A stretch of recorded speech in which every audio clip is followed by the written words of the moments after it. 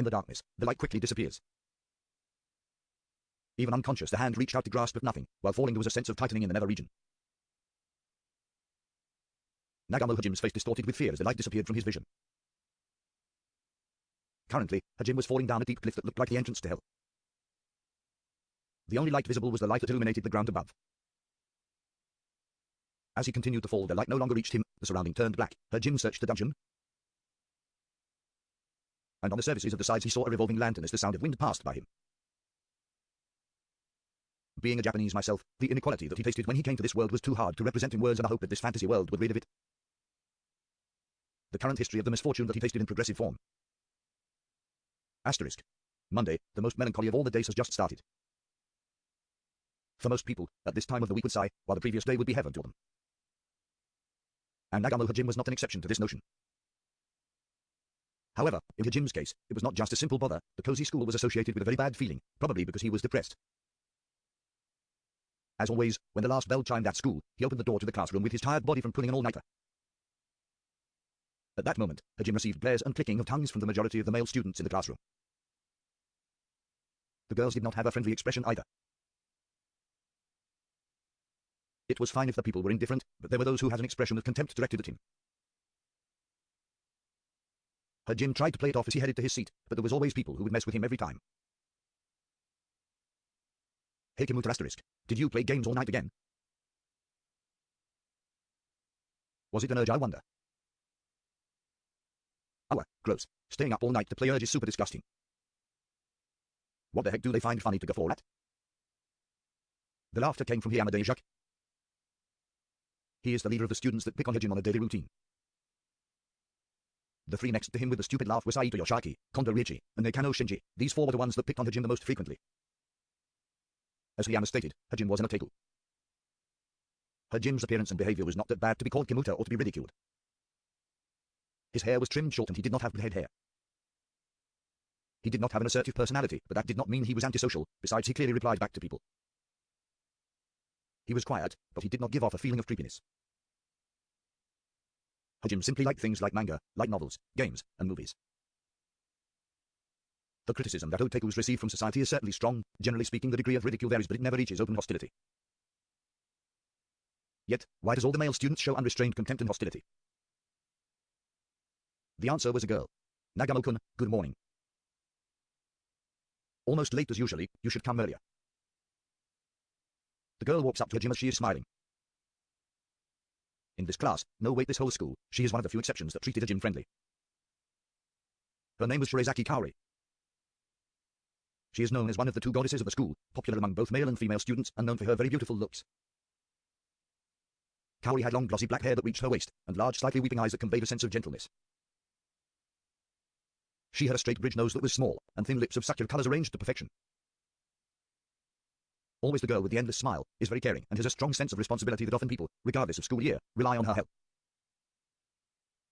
She is always seen with a sincere expression without any unpleasantness. That is why it is hard to believe she was just a high school student. So, why does someone like Kaori treat Hajim so well? This has caused many sleepless nights for Hajim and the student body. He got average grades as a result. It was thought that it was because of Kaori's good nature that warranted the treatment. Now, Hajim's class attitude should improve. If Kaori was dealing with an Ikman, then it would have been acceptable. Unfortunately, Hajim was very ordinary. On hand, his reputation for a life of hobbies did not see an improvement to the attitude against him. That such a person as Hajim can be so friendly with Kaori, the ordinary male students could not stand it. Often they think, why is it only him? The female students simply, because they believe Hajim is taking advantage of Kaori's kind nature, seem to be uncomfortable with him. Ah, good morning Shirazaki-san. Oh, is this Saki? Is what he wanted to say, but he saw the glint of the eyes and just contorted his face in discomfort as he returned the greeting. And Kaori just wore a joyful expression. Why does she have such an expression? Furthermore, the glaze was so piercing that he could feel the flow of cold sweat. Hajim wondered every single time. Why does someone like Kaori, who is hailed as the most beautiful in the school, associate herself with him? In Hajim's eyes, there is just something about Kaori's nature that he did not think about yet. However, he was not going to flatter himself thinking that it was romantic feelings. Hajim himself had given up self-awareness in his pursuit of his hobbies. Because of his lack of self-awareness, his looks were average, and so was his athletic ability. so when you compared him to her, he was nowhere close to being good enough. Therefore, her attitude is a mystery. Besides that, can you be a little more aware of the Saki storm brewing? I say in my innermost thoughts. If I had voiced it, I have no doubt that someone would take me behind the gym. When I attempted to end the conversation there, 3 students got closer to us. Nagamo-kun, good morning. It's troublesome every day. Kaori, are you looking after him again?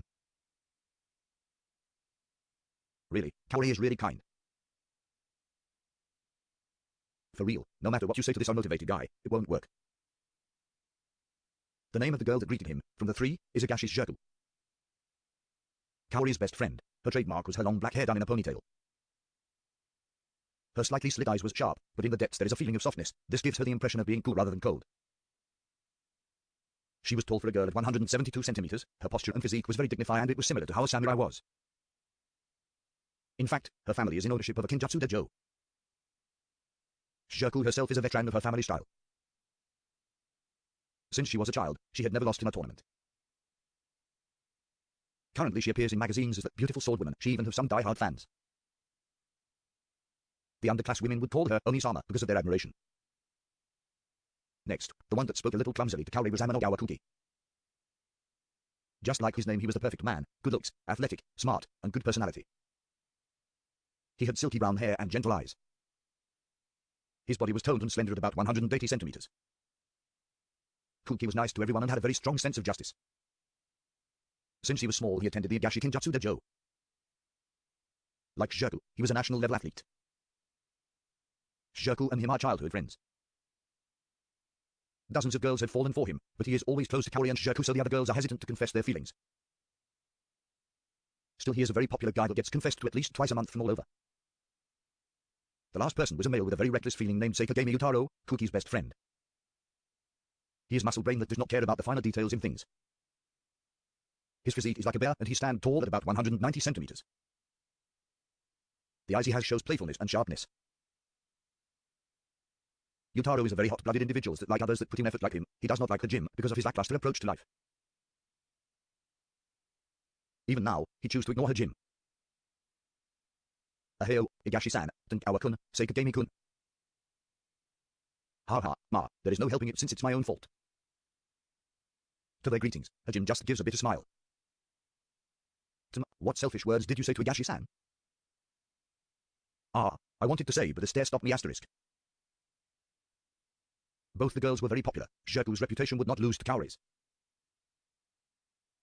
If you knew about it, why not fix it? I think you are fawning over Kaori's kindness. Kaori is not just trying to bother you.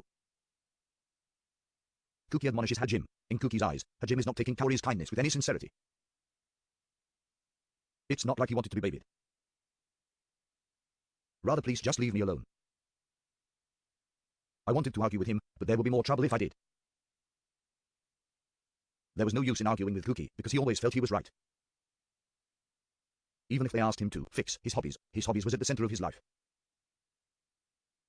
Because his father was a game creator and his mother was a shoujo mangaka, in the future he wanted to get a part-time job at his father's company or mother's workplace. He was already practicing his skills, and all his hobbies were perfect for his plans. Hajime did not feel like changing his lifestyle because he had given serious thoughts about it already. If Kaori had not taken an interest in Hajime, he would have lived a quiet student life. Yatilda haha, therefore, laughingly, Hajime let it go. However, the goddess of unawareness dropped a bomb again like always. Kuki-kun, what are you saying?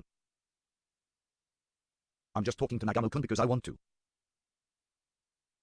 Zoato asterisk, the classroom became noisy. The male students glared and clenched their teeth with sake at that. Hiyama's group started to consider where they could take Hajime during the lunch break. Oh, really, Kaori is so nice. Kuki seems to take Kaori's response about Hajime at face value. Kuki's was a good person, but he lacked the perception to really understand the meaning of what is being said. Hajime took this time to look up at the sky to escape the awkward situation. Gomenazane, I don't want to rude to you too, but... At that place the person with the best understanding of people, Shokugyou, secretly apologized to Hajime. Hajime replied with a no choice, with a grin and a shrug. At that time the bell chimed to signal the start of class, as their teacher entered the classroom. The teacher conveyed the usual information. And Hajim started his daydream, while the class started. Looking at that Hajim, Kaori smiled, Shokugyou just grinned, males were clicking their tongues, girls were directing a gaze of scorn. Asterisk. I returned to consciousness at the feeling of the class's bustle. Since it was a habitual sleep, he had a timing of when to wake up.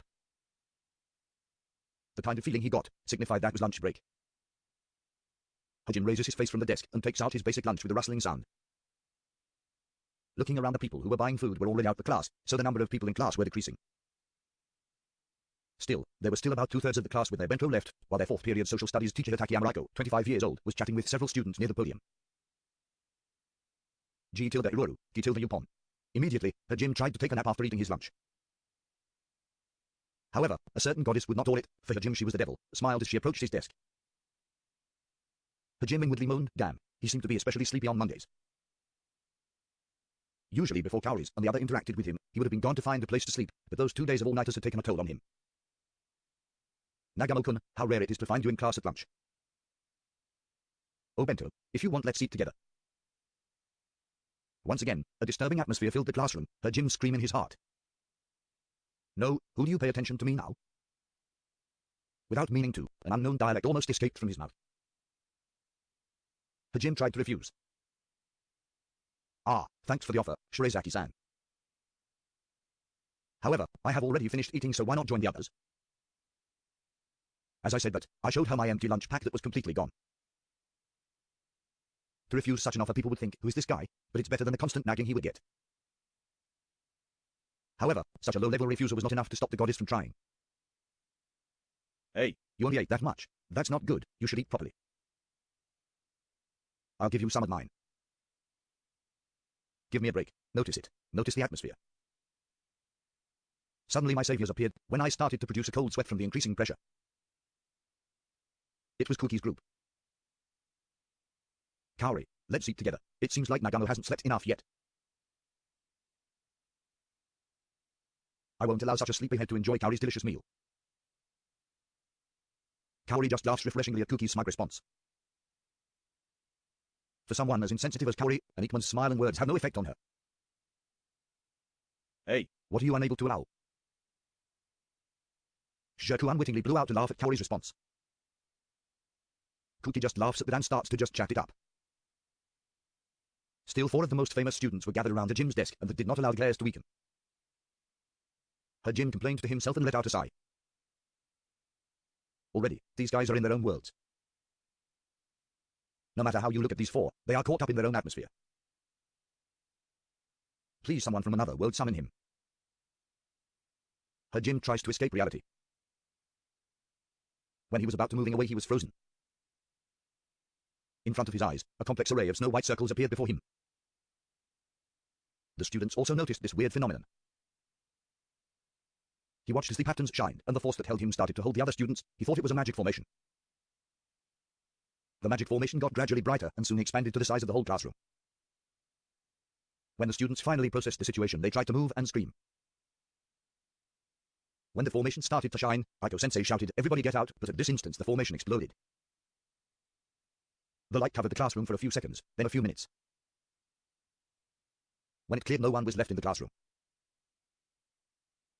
The classroom was devoid of human life, but all their belongings, that were not on them, were left behind.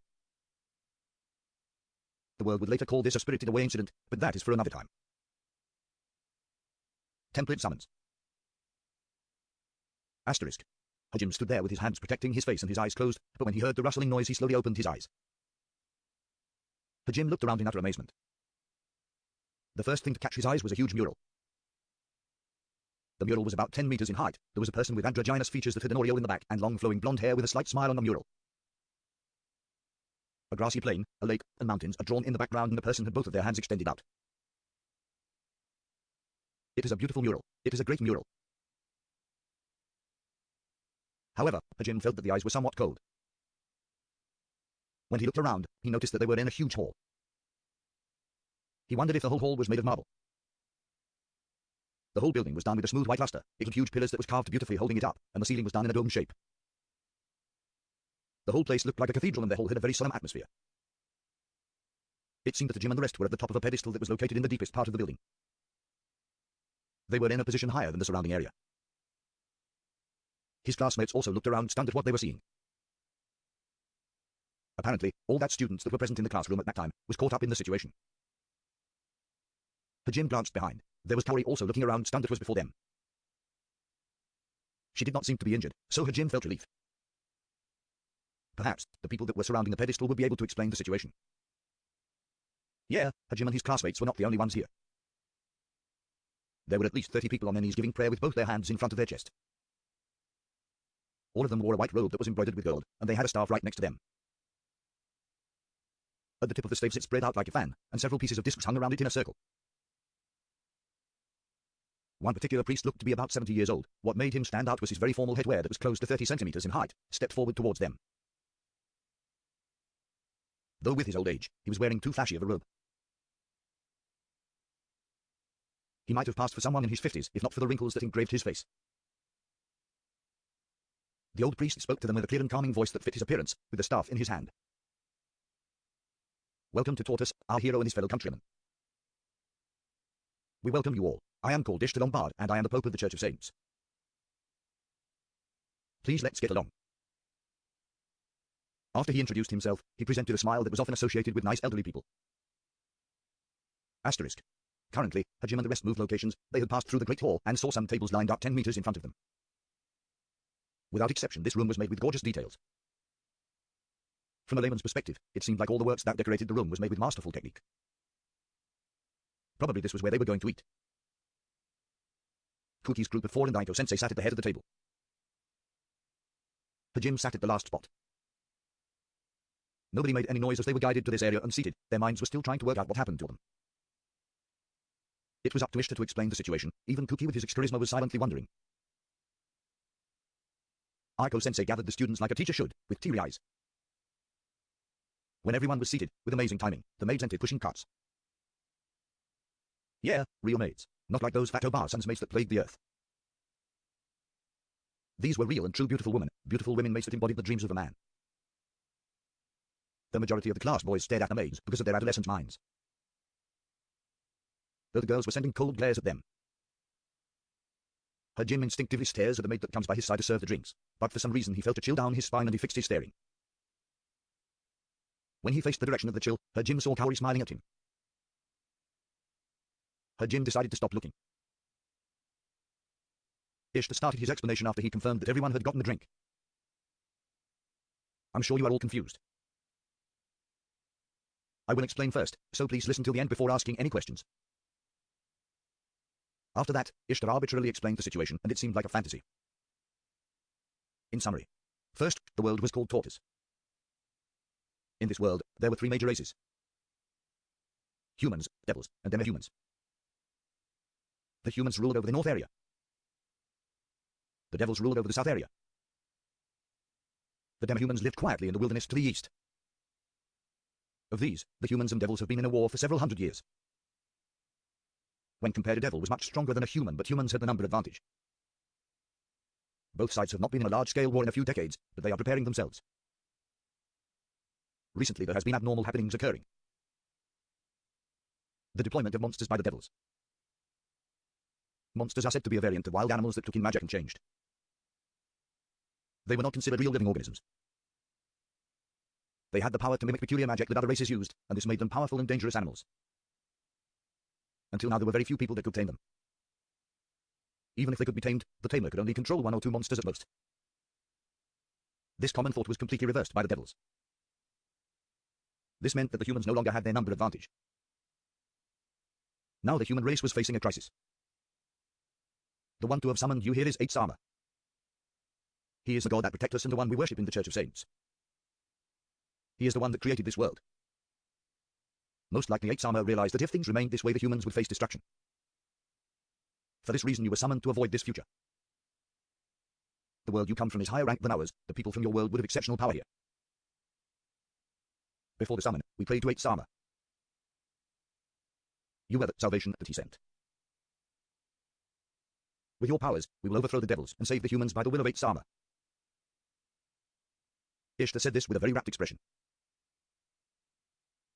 He was most likely recalling what the oracle had told him.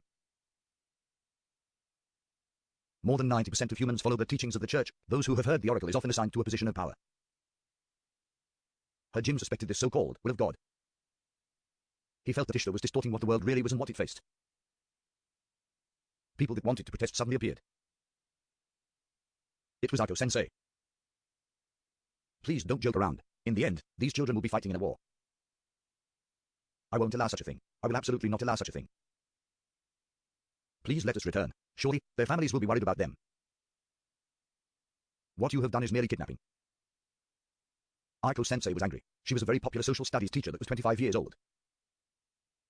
She had a baby-like face with her 150 centimeters height. Her hair was done in a bob cut. For her students' sake she tried her best, and it was very heartwarming. There was often times when the students were protected by her even though her physique was not that adult-like. The students often called her Ai-chan, even if she got angry when they referred to her as such. She was aiming to be a dignified teacher. She was angered at the unreasonable summoning and stood up against it. Ah, Ai-chan is trying her best again. There were students who were looking at Aiko-sensei's admonishment of Ishtar with a fuzzy feeling. The following words from Ishtar froze them. I sympathize with your feelings. Unfortunately, we have no way to return you. Silence filled the halls. There was a cold air that appeared throughout the whole area. Everyone gazed at Ishtar, not knowing what to say to that. That's impossible. What do you mean not possible? If you can summon us, you can send us back. Aiko-sensei shouted out. As I said earlier, it was 8-sama that summoned you. The magic that interferes with other worlds is a magic we humans cannot use. Whether or not you can return it is left up to 8-sama to decide. Such a thing. Aiko-sensei lost her strength at that point and dropped into her chair like a stone. The students started to rustle at that. Lies. Why can't we return? Yeah, I just want to return. Don't even joke about war. Don't mess with me. Why? The students started to panic at the situation. Even Hyojin was not okay with this. However, being an otaku, he had read many situations like this before. Therefore, he expected these patterns. Since it was not the worst pattern, he was a lot calmer than the other students. Incidentally, one of the worst pattern was being summoned to be a slave. While everyone was taken off guard, Ishtar was just calming watching the students' reactions and chose to let it flow naturally. However, Hajin could see that behind that calm expression there was contempt for them. The priest was probably thinking that they should be honored to be picked by 8-sama. Still, the panic did not settle down. Kuki at this moment stood up and slammed the table with a bang. This soundly surprised the students and got their attention. When he confirmed that he had everyone's attention, Kuki began to talk. Everyone, there is no reason to make so much noise in front of Ishtar-san. He had nothing to do with it. Me, I'm going to fight. The humans of this world are facing a crisis, that is a fact. Knowing that, I cannot ignore their pleas for help. If I was summoned to save humans, we may be able to return after we have saved them. Ishtar-san, how about it? Right, 8-sama will answer the wishes of the saviors. We all have special powers, right? Since I came here, I've been feeling this sense of power. Yes, that's right. Roughly, each of you have power that is several times higher than the people from this world. Then it's okay. I'll fight. I'll save the people, and then we can all go home. I'll save the world and everyone, you'll see. Kuki gripped his fist tightly as he declared this. Vainly, Kuki showed his bright smile that sparkled. At this moment, there was no doubt that his charisma was very effective. The students that earlier had an expression of despair began to regain calmness and vigor. Kuki's eyes that shined so brightly seemed to have found hope in this situation. Half of the schoolgirls sent admiring glances at him. I thought you would say something like that. If you were to do it alone, I would worry about you. I'll also fight. Yutaro, at this moment that is all we can do. It's not like I hate it, I'll fight too. Shoku, if Shoku-chan is going, I'll try my best. Kaori. The usual group before agree with Kaori. The rest of the classmates seemed to approve and went with the flow. Aiko-sensei tried to argue against it with watery eyes, but against Kuki's display it was useless. After all, it seemed that everyone was going to participate in the war. Most likely the classmates did not truly understand what it was meant to go to war, they were just fantasizing it. Most likely they agreed as a mechanism to escape the grim reality they were in, or else their spirits might have caved at the surreal situation. Hajime just observed Ishtar while thinking these things. The priest had a very satisfied expression on his face. Hajime noticed it though. While Ishtar was giving the explanation, he observed Kuki. He confirmed what reaction they would have to the story.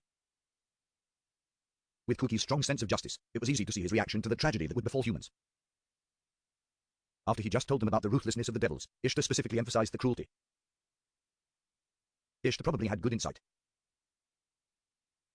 He was wondering who had the most influence in the group. It was probably natural for someone in the world's largest religion, but what a tricky person. Hajime added Ishtar as someone to be careful of in his head. Asterisk. The one waiting for them after the summon was not a priestess or princess, but a really old guy. It's explanation time. Asterisk.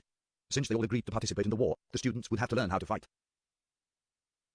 Even if they had a lot of extra power and potential, they were all just regular Japanese high school students that were used to peace. Suddenly fighting monsters and devils would not go well. However, the church and parties involved had already predicted this circumstance. Ishtar said, "This church is located on God's mountain, and at the foot is the area kingdom have arranged for this." The kingdom had a very close relationship with the church. The god that they worshipped was the god of creationate, and this country was founded by the family of Changburn. The relationship was strong because the church supported this country. The students went out the front gate of the church. They were going to descend the mountain and visit the Heirehi kingdom. The church was located at the summit of God's mountain. When the majestic church gates opened, there was a sea of clouds there to greet them. Even if it was very high, they did not feel the effects of the high altitude. Maybe it was because the magic made it a more comfortable living environment. They were fascinated with the grand scene of the blue sky, the sparkling sun, and the sea of clouds. Ishtar urged them to proceed, while boasting about something. Eventually a circular white pedestal surrounded by fences came into their view. The beautiful corridor was made of the same material as seen in the cathedral. They approached the pedestal and rode on it. On the pedestal, there were huge magic formations carved into it. Because there was a sea of clouds on the other side of the fence, the students gathered in the center restlessly. Ishtar started to chant. The road that leads opens for the faithful, Tendo. As soon as he said that, the magic formation started to shine. The pedestal started to move smoothly like it was on a ropeway. It moved diagonally towards the ground. Apparently, the chant empowered the magic formation engraved into the pedestal. The pedestal was most likely a ropeway. For the students, seeing magic the first time made them excited. When the pedestal broke into the clouds, it caused an uproar.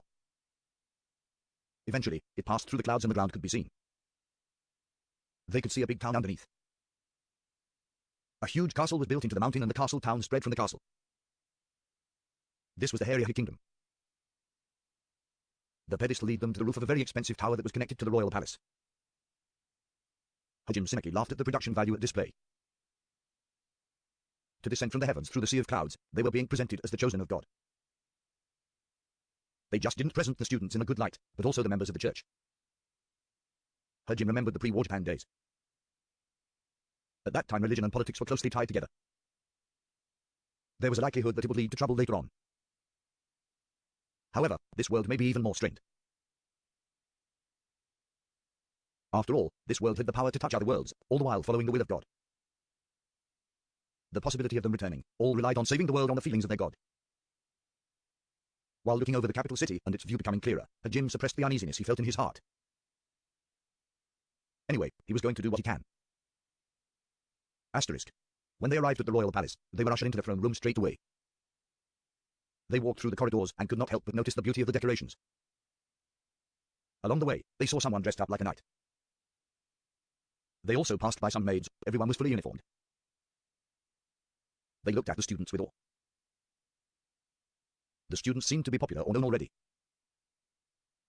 Hajime seemed uncomfortable, so he stuck around at the end of the group. They arrived in front of a set of huge double doors that was designed beautifully. Two soldiers stood at attention on both sides of the door when Ishtar and the party came. Without waiting for a reply, they opened the door. Ishtar just leisurely entered like it was the natural thing to do. Students filed in feeling a little uneasy, with the exception of Kuki. At that point I entered the doorway too. There was a red carpet that led from the entrance all the way to a luxurious throne. On the throne sat a middle-aged man that conveyed ambition and dignity. They all stood before the throne and waited. There was a woman next to the throne that seemed to be the queen. Next to her was a 10-year-old boy with blonde hair and blue eyes. A 15-16-year-old Shokugyou was next to him, and there was a small 7-8-year-old girl that accompanied her. There were people that looked like civil officers on the right side of the carpet. On the left were what looked like to be military officers. Arriving in front of the throne, Hajim's group stopped, while Ishtar proceeded next to the king. The king lightly kissed the Pope's hand as a sign of respect. Apparently, the Pope was the top dog here. This just confirmed Hajim's theory that the country was run by God. He sighed inwardly at that. From there, they introduced themselves. The king's name was Erihido Sbhari. Loruaria the queen, Randall the prince, first Princess Liliana, and second Princess Maribel. After, the prime minister, knight commander, and other high-status people introduced themselves. It seemed that Kaori's charm was universal, because the young prince was gazing admiringly at her. A banquet was held after, and they were able to enjoy this world's cuisine. The appearance of this kingdom was very similar to olden Europeans of Earth. The drink they served was pink in color, but glistened like a rainbow. It was very delicious. The prince seemed to take a liking to Kaori, because he was often talking to Kaori, and this got a lot of the class boys fretting. Hajim did not expect much chance for the prince, because he was just 10 years old. In the royal palace, they were introduced to the instructors that would train them. They also would provide shelter, food, and clothing for all of them. The instructors were handpicked from the knights, imperial court midges, and much more. This would allow them to develop friendships for the forthcoming war. After they were finished with the dinner, each person was led to their own room. Hajim was not the only one to be amazed by the bed that had a canopy over it. Hajim was uncomfortable in such a luxurious room. Still, the room allowed for all the strain and stress they got today to melt away. He laid on the bed and he slowly drifted off to sleep. Asterisk. Training and lectures began the very next day. First, each of the students were introduced to a silver plate, 12 centimeters x 7 centimeters. The students looked at the plates curiously. Knight Commander Mel Loggins started to explain. He thought it was good to have a constant attendance for training. He did not seem to be able to leave it to the students to clear up their mess. Besides Meld, there was the deputy leader, who just laughed and said it was going to be all right. Well, the deputy leader may be all right. Yoshi, did everyone get one? These plates are called status plates. Literally, these plates will show your stats and status. The plate also serves as an identification card. As long as you have this, you cannot get lost, so don't lose it. Meld had a very carefree way of speaking. He had an open-hearted character. Since they were going to be comrades, was he going to speak formally to them? He advised that they talk to each other in a normal manner. They asked them to feel at ease. The students did not feel comfortable addressing their elders in such a nonchalant way. They are magic cravings on the plate. I will make a small wound with a needle on your finger. Just drip a drop of your blood onto that magic formation. Then the owner of that plate will be registered. If you say, status open, the plate will display you your stats. Ah, have you never heard of such a thing? I didn't know that. This is a kind of artifact from ancient times. Artifact? Kuki asked the question because he was not familiar with the word. The artifact is a powerful tool that cannot be reproduced with modern means. It is said that they were created when God and his family still roamed this land. The status plate is one of the artifacts he left behind that cannot be reproduced. It usually would be called a national treasure rather than an artifact, but it is distributed in the general public. Because it was a very convenient ID card. I see, so the students poked their fingers for their blood and smeared their blood onto the plates to activate the innate magic.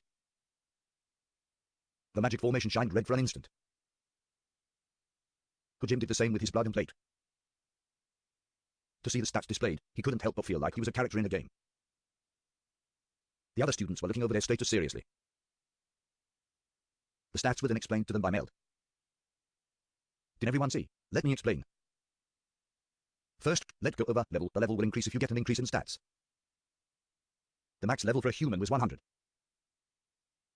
In other words, the level shows the base and potential that a human can reach. When you reach level 100, then you have achieved the potential of humans. It is very rare for someone to reach that though. Unlike games, leveling up does not mean getting extra stats in our case. Your stats can be raised by training, magic, or magical tools. Also, someone with a high magic stat allows other stats to increase faster. Although we don't know the whole detail, it is believed that magical power somehow assists the physical body to improve. Afterwards, look forward to the gear we selected for you. After all, you are the heroes. The National Treasury is being used to supply you. From what Meld said, just because you kill a demon or monster does not guarantee your stats will go up. The stats will improve steadily with practice and experience. Next we are going to cover class. Simply this is the talent you have. The skills you have at the end of your status is directly linked to the class you have. People who have a class are rare. The classes can be divided into two categories, combat classes and non-combat classes. A combat class only shows up in 1 out of 1,000 people with classes. Non-combat class only shows up in 1 out of 100 people. Out of those non-combat jobs there are about 1 out of 10 that have an extraordinary class. Most of the people in non-combat classes have manufacturing classes. Hajim took a look at his stats. Surely his class was Synergist. He was gifted the ability to synergize. Well, they were from a stronger world, so naturally he should have higher specs than a normal person from Tortoise. Hajim just slightly smirked at that thought. After all, he was glad to have talent. However, his joy was short-lived because Meld started to explain more about the stats. So, let's see everyone's stats. For example, the average person has stats of around 10 at level 1. Well, you guys should have several times higher than that. So enviable. Please give reports on what your status plate says. This is so we can develop a training regimen that fits each of you. The average person at level 1 has stats around 10. Hajim's stats lined up perfectly to display 10s on all of them. Hajim tilted his head and scratched at it as he broke out in an unpleasant sweat. Ah, no matter how you look at it, I'm so average. So absolutely average. Not a cheek dot I am not shy. What about everyone else? Maybe it was like this in the beginning. Hajim clings to that hope as he looks around at the others. Everyone else had a bright face, nothing like how Hajim's face was like. Immediately responding to Meld's request, Kuti steps forward to report his status. The definition of a cheat. Oh, truly a hero. To be at the same stats as me at level 1, I'm a little depressed. Usually a person only has 2 to 3 skills. Unbelievable. Very reliable. Yatilda, Kuti scratches his head in embarrassment at Meld's praise. By the way, Meld is level 62. His stats average at around 200, and this is considered top level in the world for a human. However, Kuti is already at half his stats at only level 1. At this growth rate, he will overpass him quickly.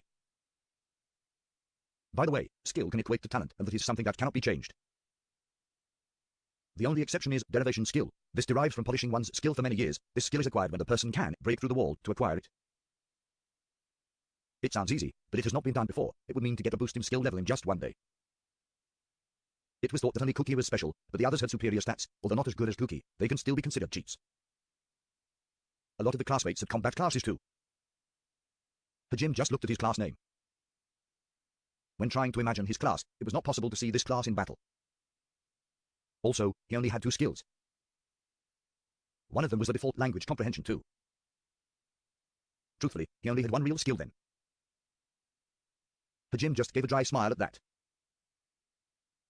Because he had to report to him, Hajim handed his plate to Meld. Until now, Meld had a great expression from seeing all those special status plates. To be able to have so many strong comrades was a joy. Meld's expression retained its smile as he stated, He beat the plate Hajim handed to him to see if it was malfunctioning, and held it up to the light. After staring at it, he returned the plate to Hajim with an unremarkable expression. This is, if you think about synergists, it was a crafting class. It's useful if you want to be a blacksmith. Meld described the class to Hajim with as much articulation as he could. The boys who did not like Hajim would jump at opportunity to make fun of Hajim. The class was clearly a non-combat class.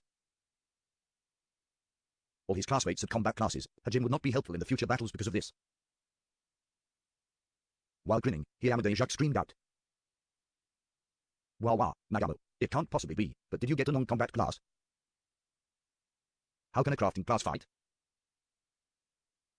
Meld-san, is this class rare?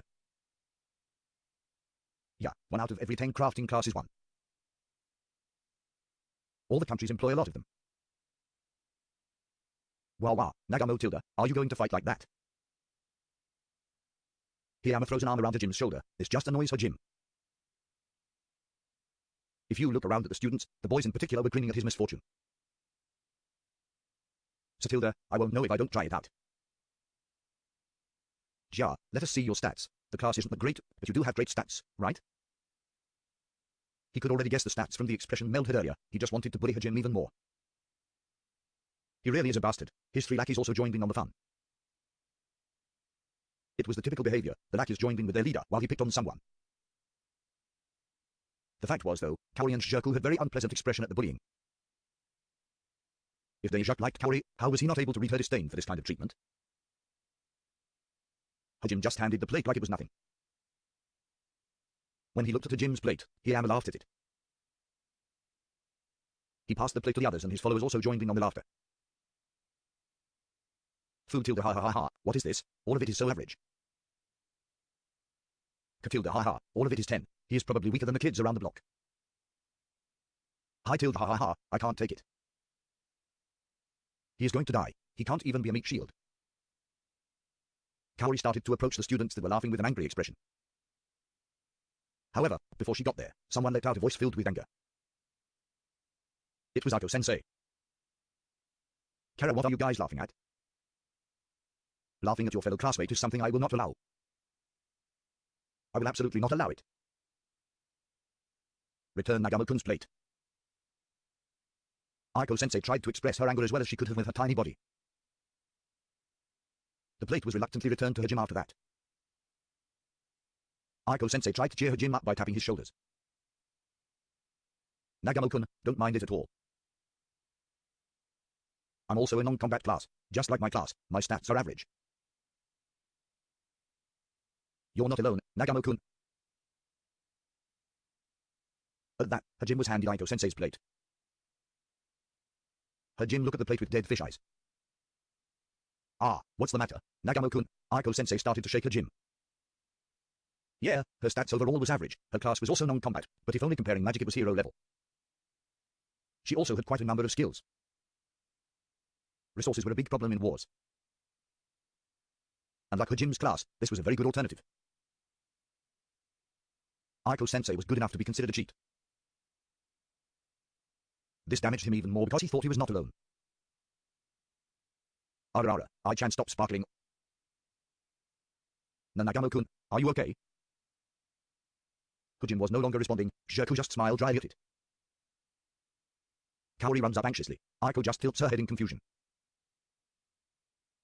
As usual, Aiko-sensei was somewhat of an airhead. Although it did stop the bullying Hajim was going through, but it seemed that the future was going to be hard for Hajim. Asterisk. Setting is haphazard. Possibility of modification is high. 2 weeks has passed since Hajim's condition was known to everyone. Currently, Hajim was using his break from training to check out the Royal Library. There was a huge book that was titled An Illustrated Guide to the Monsters of the North Continent that Hajim read a lot of. Why read such a book? Because even after training for 2 weeks, his talent has showed even more. Since he was not strong, he decided to study to gain knowledge and wisdom to use. Hajim looked through the book for quite a while, but eventually sighed and threw it back onto the desk. When the book made a loud noise, the librarian glared at Hajim. After flinching at the glare, Hajim apologized for the noise. Hey, there won't be a next time. After he received the stare, they let it go. What are you doing? He said to himself, acting like his own Sakami. He sighed at that revelation. Hajim slowly took out his status plate and rested it on his palm. This was the result of 2 weeks of hard training. What a big increase. I shouldn't try to be my own secret Sakami. By the way, cookies. His growth rate was 5 times that of Hajim's.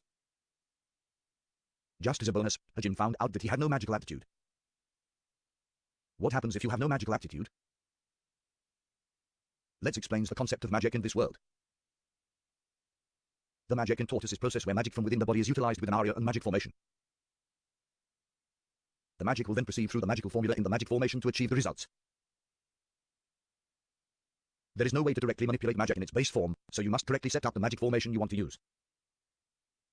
Also, the amount of magic used is directly related to how long the incantation lasts. The amount of formulas and formations in the magic formation also dictates its complexity and scale of effect. All of this is necessary to perform stronger spells. Even to just cast a simple fireball that is present in classic RPGs, it takes a 20 centimeters diameter magical formation to cast it.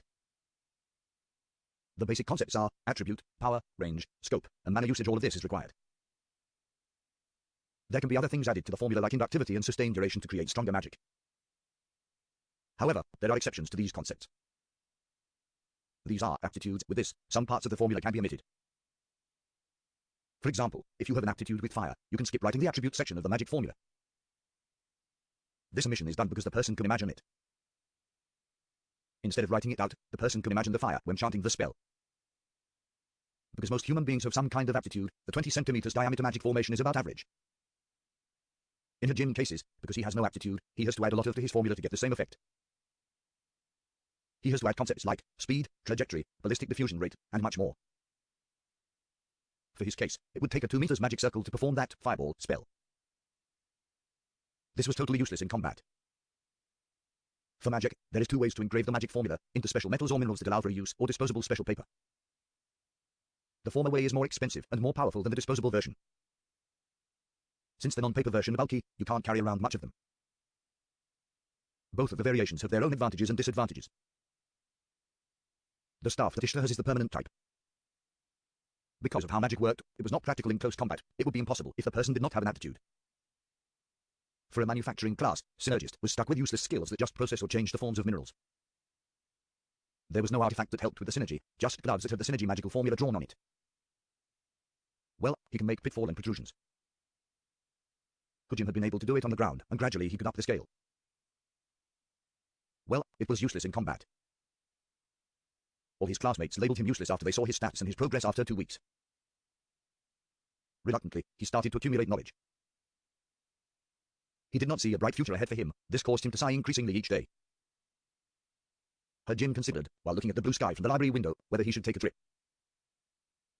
It was at the very end. Shokugyou had begun to be lost in wondering where he wanted to go, while he was learning things that he tried so hard to learn these past 2 weeks. After all, he wanted to check out the demi-human country. He can't really say he went to another world if he did not experience a Kamamimi. However, they were in the Sea of Trees. Besides the slaves, it was rare to see them outside of the forest. To Hajime's knowledge, the demi-humans were a race that was discriminated. They lived in the Harsena forest that spread north and south on the east side of the continent. They are discriminated against because they do not have any magical power at all. In ancient times, this world was created by ancient magic that was performed by their god Eight. The magic used in this age is a degraded version of those ancient magic. Therefore, it is believed that magic is a gift from God. Well, that is what the Church of Saints taught everyone. So, for a race to not have any magical power, it is perceived by humans that they were scorned by God. Then, how did monster come into being? The monsters are not to be gifted by God, but rather they were just a natural disaster that occurred. They were only vermin. Shokugyou was disgusted inwardly by the interpretation people had on them. The devils worshipped a different god than the ones that the church worshipped. This was similar to how the demi-humans thought too. Devils all had a very high aptitude for magic. They were able to perform stronger magic with shorter incantations and smaller magic formations than humans. Humans thought the devils were their enemies because they worshipped a different god and discriminate against the unloved demi-humans. This was what the church taught. The devils felt the same. The demi-humans just wanted to live in peace. All the races were very exclusive. If going to the Sea of Trees is impossible, maybe I should head for the West Sea. If I remember correctly, there is a maritime town called Arisen. If I can't see a Kamamimi, then I want to see a mermaid. It's a man's romance. He wanted to try the seafood here too. The town is said to be off the coast of the Western Sea and a group of demi-human fishermen are there. This is the only demi-human group that is protected by the Empire. This is because 80% of the seafood the northern continent consumes is provided by them. It's pretty much a straight reason. I wonder where the religious reason to discriminate them had gone. When he heard the story, Hajime felt like he was at Sakami at that. Past the Western Sea is the large Shokugyou Desert. In this desert is the great transist oasis, the Dukedom of Ankaj, and the Mountain of Great Flames. This Mountain of Great Flames is one of the 8 great dungeons. The 8 great dungeons are one of the most dangerous areas in the world. The previously mentioned Senna Forest is also one, and another is the Orcus Dungeon, which is located southwest of the Haryahi Kingdom. The reason they were considered 3 of the 8 great dungeons is because it was recorded in history. The other 5 great dungeons have yet to be located. One of the proposed great dungeon is the Raisin Great Canyon, which expands from the north to south of the continent. At the southern hinterland, where snow and ice are prominent, is another rumored great dungeon called the Schnee Snowfield. After all, the desert is impossible. No other choice but to look for slaves in the empire. As expected, though, I have no confidence in treating someone as a slave. When mentioning empire, it refers to the Hesha Empire. This country is a rising country that was formed by mercenaries that fought a large-scale war against the devils 300 years ago. The empire is known for employing mercenaries and is regarded as a military-centered nation, often adventurers congregated there. Advocates the supremacy of force and is quite the black country. This empire thought about the uses for demihumans. They concluded that the demihumans could be slaves. The Hesha Empire existed to the east of the Haryahi Kingdom, and between these 2 countries is the neutral feudal and commercial city. The neutral city is an independent entity that does not rely on any country. Using its neutrality, the city was able to exert all of its management into economic expansion. If there is anything you want, the commercial city is believed to have it. But, if I want to return, I can't just run away. Crap, it's almost time for training. After all, it was just escapism of his current situation. Since it was almost time for training, Hajim left the library in a hurry. From the library, it was a short distance to the royal palace. On the way you can hear and see the bustle in the royal capital. There was the voices of children playing and shopkeepers advertising their wares. A distance away you can hear someone scolding a child. This was the picture of a daily peaceful day. Since there does not seem to be a war, can't they just return us? Hajim just dreamed of that impossibility. It was just escapism to the depressing times that were ahead. Asterisk. When Hajim arrived at the training facility, there were already many students there. Some of them were chatting while others were doing some free practice. It seems like he arrived earlier than he thought. Hajim went to get a Western-style sword that was provided for at the side, and did some free practice while he waited. Suddenly from behind, something surprised Hajim to cause him to move. By rotating he was able to avoid it, but he broke out into a cold sweat at the drawn sword. Hajim looked back while he was frowning. He had a tired expression at this. There they were, led by Hiyama de Jacques. Was the bastards for? Hajim made it up. Since their training had started, they have been messing with Hajim whenever possible. They were half the reason why he felt depressed when training. The other half was his incompetence. Yo, Nagamo, what are you doing? Even though you are useless with a sword. Seriously useless. Hey, that's so mean, Hiyama. Even if it's the truth, tilde ha ha ha. Why do you even come to train every day? If I was you, I would be too ashamed to come. Hi. Hey, Jacques, since this guy is so pathetic, why don't we help him practice? They laughed and grinned at that like it was the funniest thing in the world. Hey, you are so nice, Shinji. Well, since I'm so nice too, I'll help out Tilda.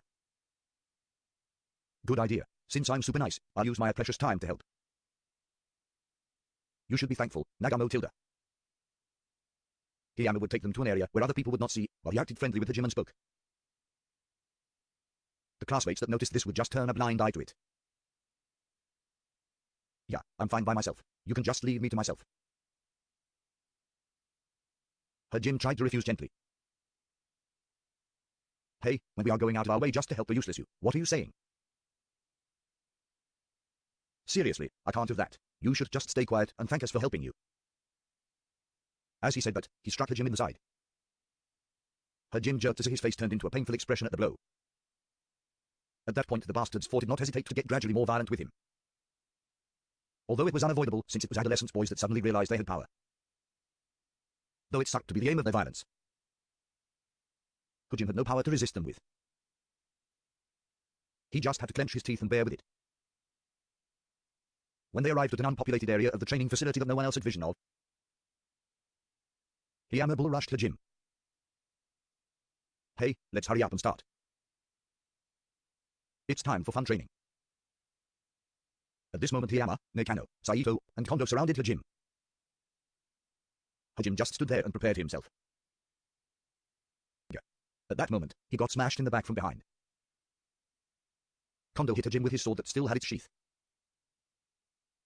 Hajime screamed and fell down face first, but they continued to press. Hey, why are you sleeping? Burned Tilda. I command thee fire, Kakyu, fireball. Nakano casted fireball. Hajime, who was on floor because of the blow from Kondo, could not get up fast enough from the pain, so he desperately rolled to avoid the spell. However, at this time, Saito had completed his spell. I command thee wind, Kasdama, wind ball. The wind hit Hajime directly in the abdomen, and he fell on his back. A Bleck could be heard as Hajime vomited from the blow. The magic circle was a simple one at 10 centimeters in diameter. Still, there was enough power in that spell to knock out a pro boxer. The artifact was one for high aptitude, and high magic power was supplied for by the kingdom. Normally these would have been used in cooking or just making a breeze. Wow, so weak. Hey Nagamo, take this seriously, Tilda. Hiyama kicked Hajime, who was crouching to vomit, in the stomach as he said this. Hajime did his best to control the feeling of vomiting welling in him. The lynching, disguised as practice, continued for a while after that. Hajime tightened his jaw to endure the pain, while he thought in vexation to himself how weak he was. Normally at this point, even if you were no match, there would be a counterattack. However, ever since he was small, whenever he encountered something like this, Hajime was not good at dealing with it and just backed off. Hajime would just tell himself to endure it. He thought it was better than fighting. While some people may think that it was very kind of Hajime, but others would think he was pathetic for it. Even Hajime wasn't sure which it was. The pain was getting unbearable. Suddenly, a girl's voice filled with anger rang out. What are you doing? When the bastards four heard that voice, they thought they were busted. They thought that because the voice belonged to Kaori, who Hiyama liked. It wasn't just Kaori, the rest of the gang was there. Yeah, don't get us wrong. We were just helping Nagamo practice. Nagamo-kun. Kaori totally ignored Hiyama, and Kaori rushed over to Hajime, who was coughing up a fit. The moment she saw Hajime's state, everyone else did not matter, like Hiyama. Practice. This is such a one-sided practice. Yeah, that is. Good excuse. Even if Nagamo can't fight, he is a fellow classmate. Don't do something this again. If you have so much free time, go train yourselves.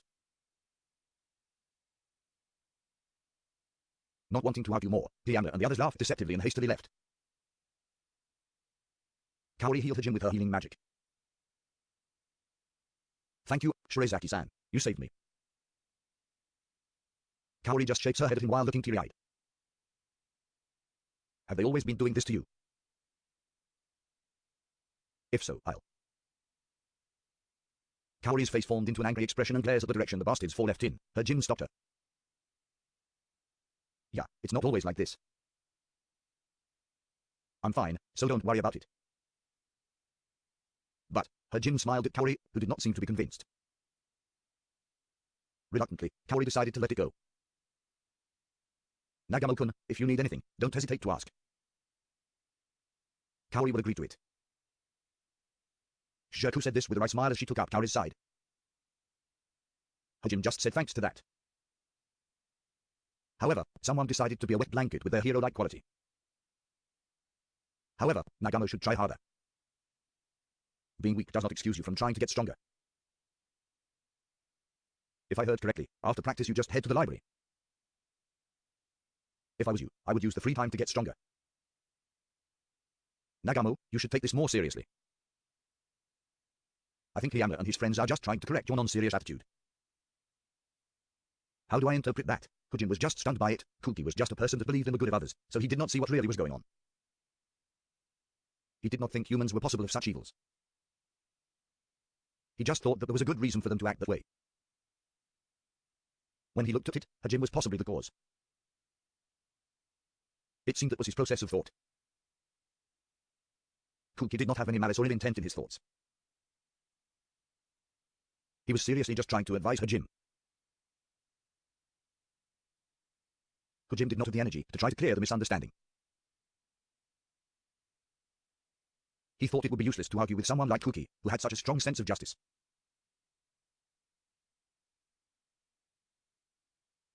Shokugyou, who understood everything, just sidled and apologized to Hajime.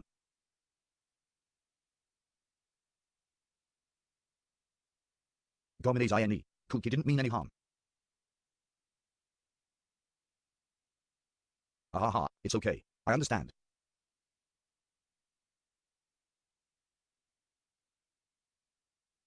Hajime replied with a smile. He got up to wipe his dirty clothes. Hora, training is going to start. Let's go. Hajime urges everyone to head back to the training facility. Kaori still looked worried, but Hajime decided to pretend not to notice. As expected, as a man, he did not want to be babied by a girl. When they reached the facility, a deep sigh was released because of the events today. The future looked bleak. Asterisk. After training finished, usually they would have free time until dinner, but this time Mel held them back to make an announcement. The students wondered what he would say. Mel used a deep voice to announce. Tomorrow, as practical training, we will be venturing into Yorkus dungeon. All the necessary items will be prepared for. The monsters outside the capital are totally different from training, so please make note of that. Get ready. For today, just rest. Dismissed. After saying that, he quickly left. The students were hustling and bustling at the announcement. Hajime just looked up into the sky. Really bleak, still not the strongest. Wanted to convey how it felt for someone that did not get their strength so easily given to them. Asterisk. Yorkus dungeon. This was a large labyrinth that consisted of 100 levels. As one of the 8 great dungeons, the lower you go, the stronger the monsters become. Still, this dungeon was a very popular place for mercenaries and adventurers. This place was also a great training ground for recruits. This is because it was easy to measure the strength of the monsters by the dungeon level. The monsters also have better quality magic stone than the monsters in the wilderness. The magic stone is the core of a monster, and it is this that provides them with powers. The bigger and better quality the stone, the stronger the monster is. These stones are what is used as raw materials to make magic formulas. The magic formation can be drawn to cast the spell, but they can also be drawn with the powder made from the magic stone. Using non-magic stone materials to make the magic circle diminishes the power by 1/3. In brief, it was better to use the magic stone to power spells because it was more effective. In addition, a magic stone is used to make magic tools that is used in everyday life. There is a very high demand for these magic stones. Both the military and civilians needed it. By the way, strong monsters with high-quality magic stone can use special magic. Special magic does not use magical chants or circles to perform that magic. The monsters cannot use a large variety of magic, but they do not require the incantation or circle. This special magic is the reason why monsters are dangerous. The students and knights led by Meld arrived at the town, Horde, that adventurers stayed at before they headed into the dungeon. They used an inn that was managed by the kingdom, where recruits in training stayed at. Hajime, who had not seen a normal room in a long time, dived into the bed. All the rooms were designed for 2 people, but only Hajime got a room to himself. He could be carefree here. He wasn't lonely by himself. Tomorrow was the day they would challenge the dungeon. This time, they would only challenge the first 10 levels. If it is only that, even someone as weak as Hajime should be fine behind cover. Still, Hajime wanted to apologize for being a burden. Rather, he was glad to be out of the city. Hajime could not read the atmosphere. For a while, Hajime read the monster reference book he got from the library. It was still early, but he decided to sleep earlier. Hajime had already perfected his sleeping skill in his school life. When he was about to doze off, he heard someone knock on his door. Even if it was still early for Hajime, who was used to all-nighters in Japan, it was about midnight for tortoise. What, was it Hiyama? Hajime was a little worried. However, when he heard the voice, he relaxed. Nagamo-kun, are you still awake? It's me, Shirazaki. Can I bother you for a moment? What? For a moment he froze, but after he hurried to the door. He removed the lock and opened the door. Kaori was standing there with a snow-white negligee on. Say what? Hey. When presented with such a scene, Hajime unexpectedly switched to a concise dialect and performed a tsukumi. Kaori was speechless because she didn't hear it well. Quickly he gathered himself. He tried not to stare too much at Kaori. Although he didn't have too much interest, he was still an adolescent boy. The current appearance of Kaori was slightly too stimulating. Yeah, it's nothing. Hey, what's the matter? Did you have something to tell me? No, I just wanted to talk to you. I wonder if I'm bothering you. Come in. Most likely, he thought it was about the trip tomorrow, but Kaori quickly shot down his thoughts. The upturned eyes were so explosive. It's super effective. She noticed the open door and invitation. Okay. Without any caution, she entered the room happily. She sat at the table near the window. Her Jim unconsciously prepares the tea while still being slightly confused. Even though it was really just something like a tea bag that imitated black tea. He prepared enough for both and handed her own. Her Jim took the set across from her. Thank you. Kaori took the offered fake tea and tasted it with joy. The moonlight that shone through the window illuminates her. It seemed like there was a halo around her glossy black hair. She looked like an angel. Without any lust, her Jim was fascinated with Kaori's purity. He recovered himself when he heard Kaori place down her cup. Her Jim drank his tea to calm his mind. He choked a little as he drank too fast. How embarrassing. Kaori giggled at his state. Her Jim quickly struck a conversation to quickly hide his embarrassment. So, what did you want to talk about? Is it about tomorrow? To her Jim's question, Kaori nodded her head.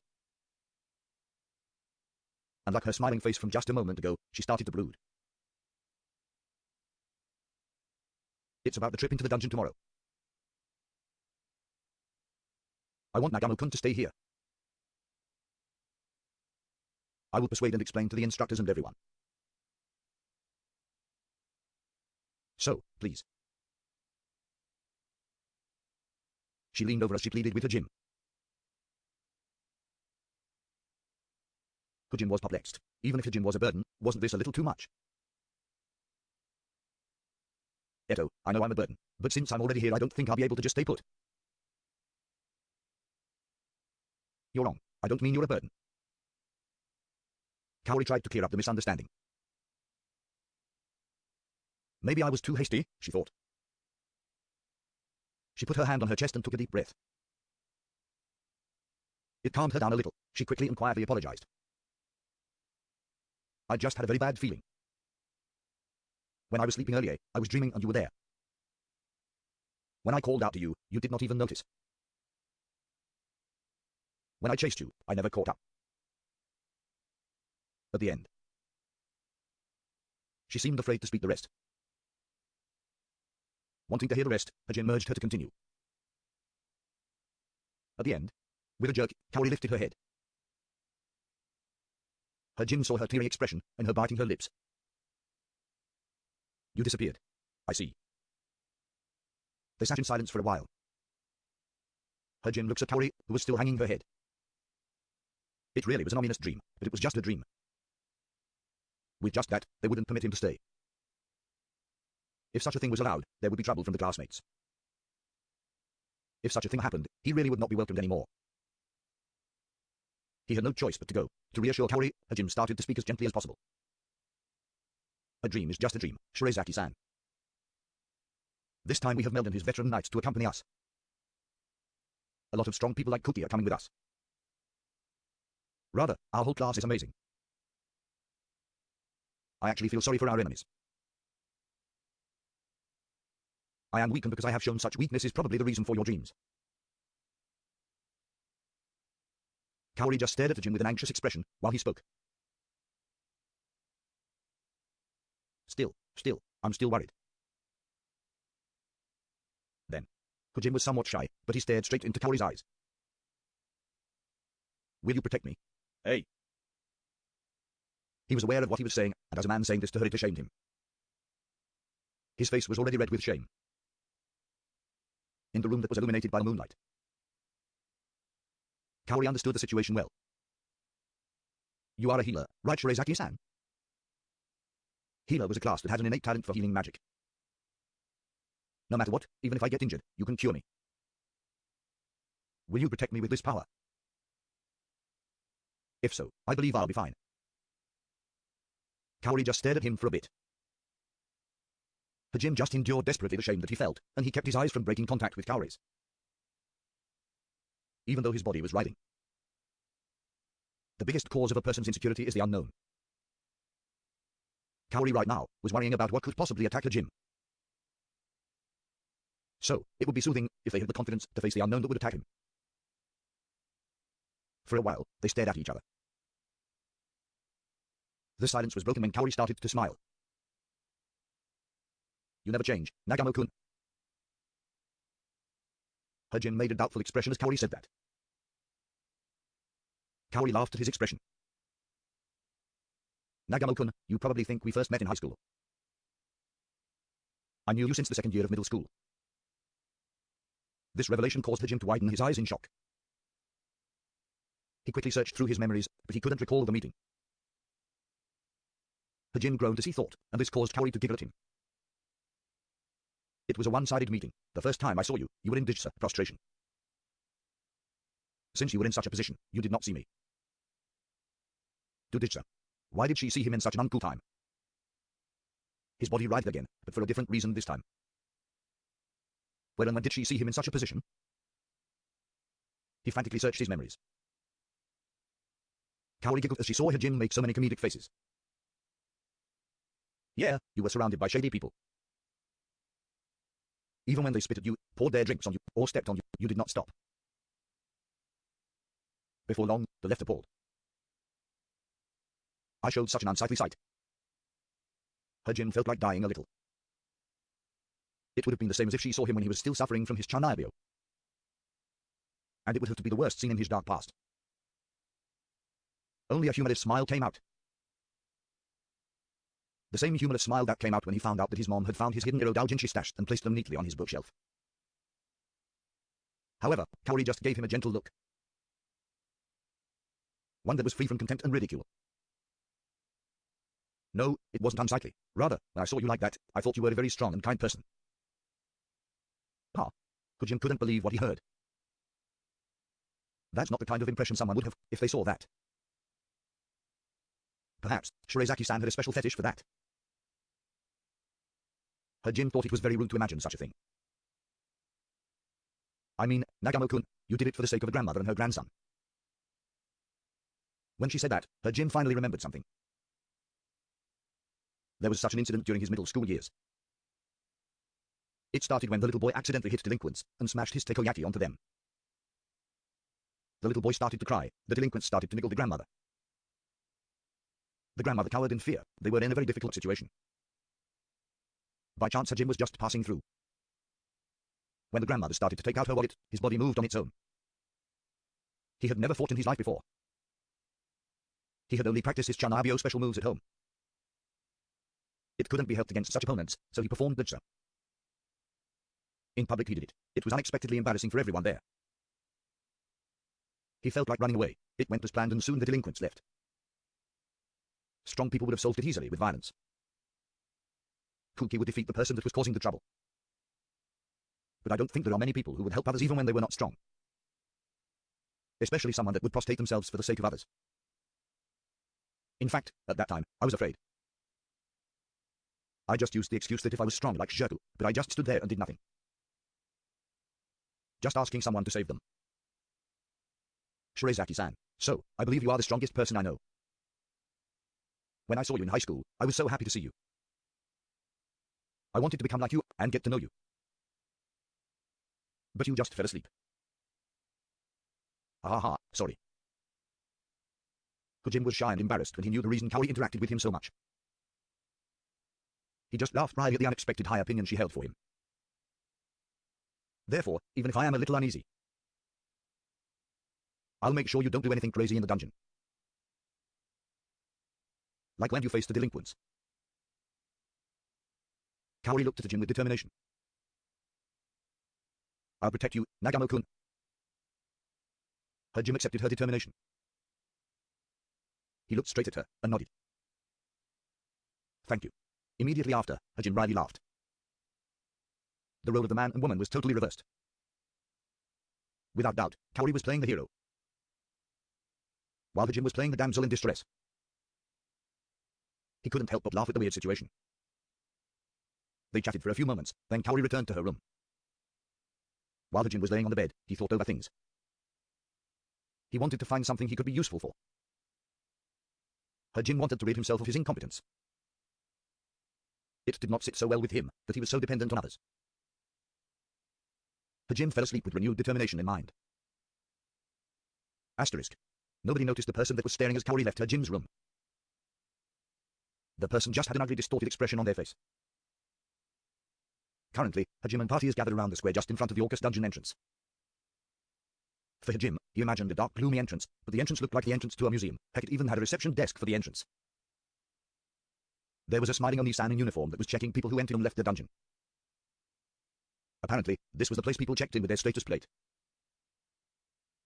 Using those figures, they could record who perished in the dungeon. With the war nearing, they did not want too many casualties. In the square near the entrance, there were many stalls there lined up. The shops were competing against each other. It was like a festival. This place was a popular area to earn a good income because people naturally gathered here. The superficial levels of the dungeon was popular. There were many people who wanted to challenge the dungeon. Some took it seriously while others just fooled around with their lives. There seemed to be a lot of criminal activity in the back alley near the dungeon. The country, with help from the Adventurer Guild, have established operations and facilities to limit the crimes because of the pending war. This was very useful because you can buy and sell material here, and it was close to the dungeon. While the class was looking around like some bumpkins, they followed the duck-like mount behind the meld. Asterisk. The inside of the dungeon was totally different to the bustling of the outside. There is not much ambient light, but in front was a passage that emitted light. The passage was about 5 meters high and wide. It was possible to see to some extent even without any magical light or torches. Special green stones that were buried in the walls emitted light to brighten the dungeon. Orcus dungeon seemed like it had a huge vein of these green stones. The party organized into rank and progressed forward. For a while, nothing of interest happened till they advanced into a hall. The hall was dome-shaped and the ceiling looked to be around 7-8 m high. Grey fluffy balls gushed up from the surfaces of the wall. Okay, Cookie and group stepped forward. Anyone else fall back? We will take shifts for the front line. Get ready. These monsters are called Ratmen. They are that strong or dangerous, but they are quick. Take it steadily. Just like he said, the Ratmen jumped at them with speedily. Their scarlet eyes shined eerily between their grey hair. Their name suited them. Ratmen were bipedal and had a muscular upper body, and they had mouse-like features. Only their chest and abdomen, which had an 8-pack, was not covered in hair. It was like they were showing off their ABS. The front line was comprised of Cookie and his party. When Shokugyou, who was at the front, saw the enemy, her face stiffen up. The Ratman gave off a creepy feeling. Cookie, Shokugyou, and Yutaro intercepted the charging Ratman. Meanwhile, 2 girls that were close to Kaori started to chant. The girls were Nakamura Eri the Meganeko, and Taniguchi Suzuo the energetic lolly. They prepared to invoke their magic. They stayed in the formation they were taught. Cookie wielded his white shining bastard sword so quickly that it was hard to see the motions. He quickly made short work of a few enemies. His sword was one of the artifacts that the kingdom gave to him, the Holy Sword. The sword had a light attribute. Any enemies caught in the light that the sword produces weakens, and it also automatically strengthens its wielder. Even if it is holy, it has such dirty abilities. Yutaro's class was a fist fighter, so he used gauntlets and shin guards as his equipment. These were also artifacts, and they could cause shock waves. They were also believed to be unbreakable. Yutaro takes an imposing stance and does not let any enemy pass by him with carefully placed kicks and punches. Though he had no shield, he acted like a heavy armored tank. Shokugyou, who was like a samurai girl, with her swordswoman class and sword that was like a mixture of a shumsha and a kutama, took a batojutsu stance and drew her sword. All the enemies were cut in an instant. The draw was so refined that the knights were dazzled by it. While the other students were fascinated by Cookie's party's battle, a chant resounded. Swirling dark flames, incinerate my enemies, return them to the earth as ashes, spiral flame. 3 people simultaneously casted it, and 3 spiraling flames engulfed the Ratman. The ratmen gave out a death cry as the flames turned them to ashes. They noticed that all the ratmen were wiped out. The other students didn't get a turn. It seemed like that the enemies on the first level were too weak for Cookie's party. Yeah, good job. Next time you guys try it, don't lower your guard though. Meld warned not to let up, but he smiled at the prowess the students showed. However, the tension from their first experience at encountering monsters in a dungeon could not be stopped. The students' faces broke out into smiles. Meld just shrugged his shoulders at their reactions. Although this is a training exercise, don't forget to keep in mind about magic stones, since it's obviously overkill. At Meld's words, the people in Kaori's group that casted the spell blushed. There were no particular problems from there, they repeated battles in the same manner. Everything was going well in the lower levels. Eventually, they arrived at the 20th floor, which is the mark of a first-class adventurer. The highest level explored was the 65th floor for Orcus Dungeon. This achievement was done by adventurers over 100 years ago. Getting to the 40th level is considered elite first class. Those who passed the 20th level was considered first class.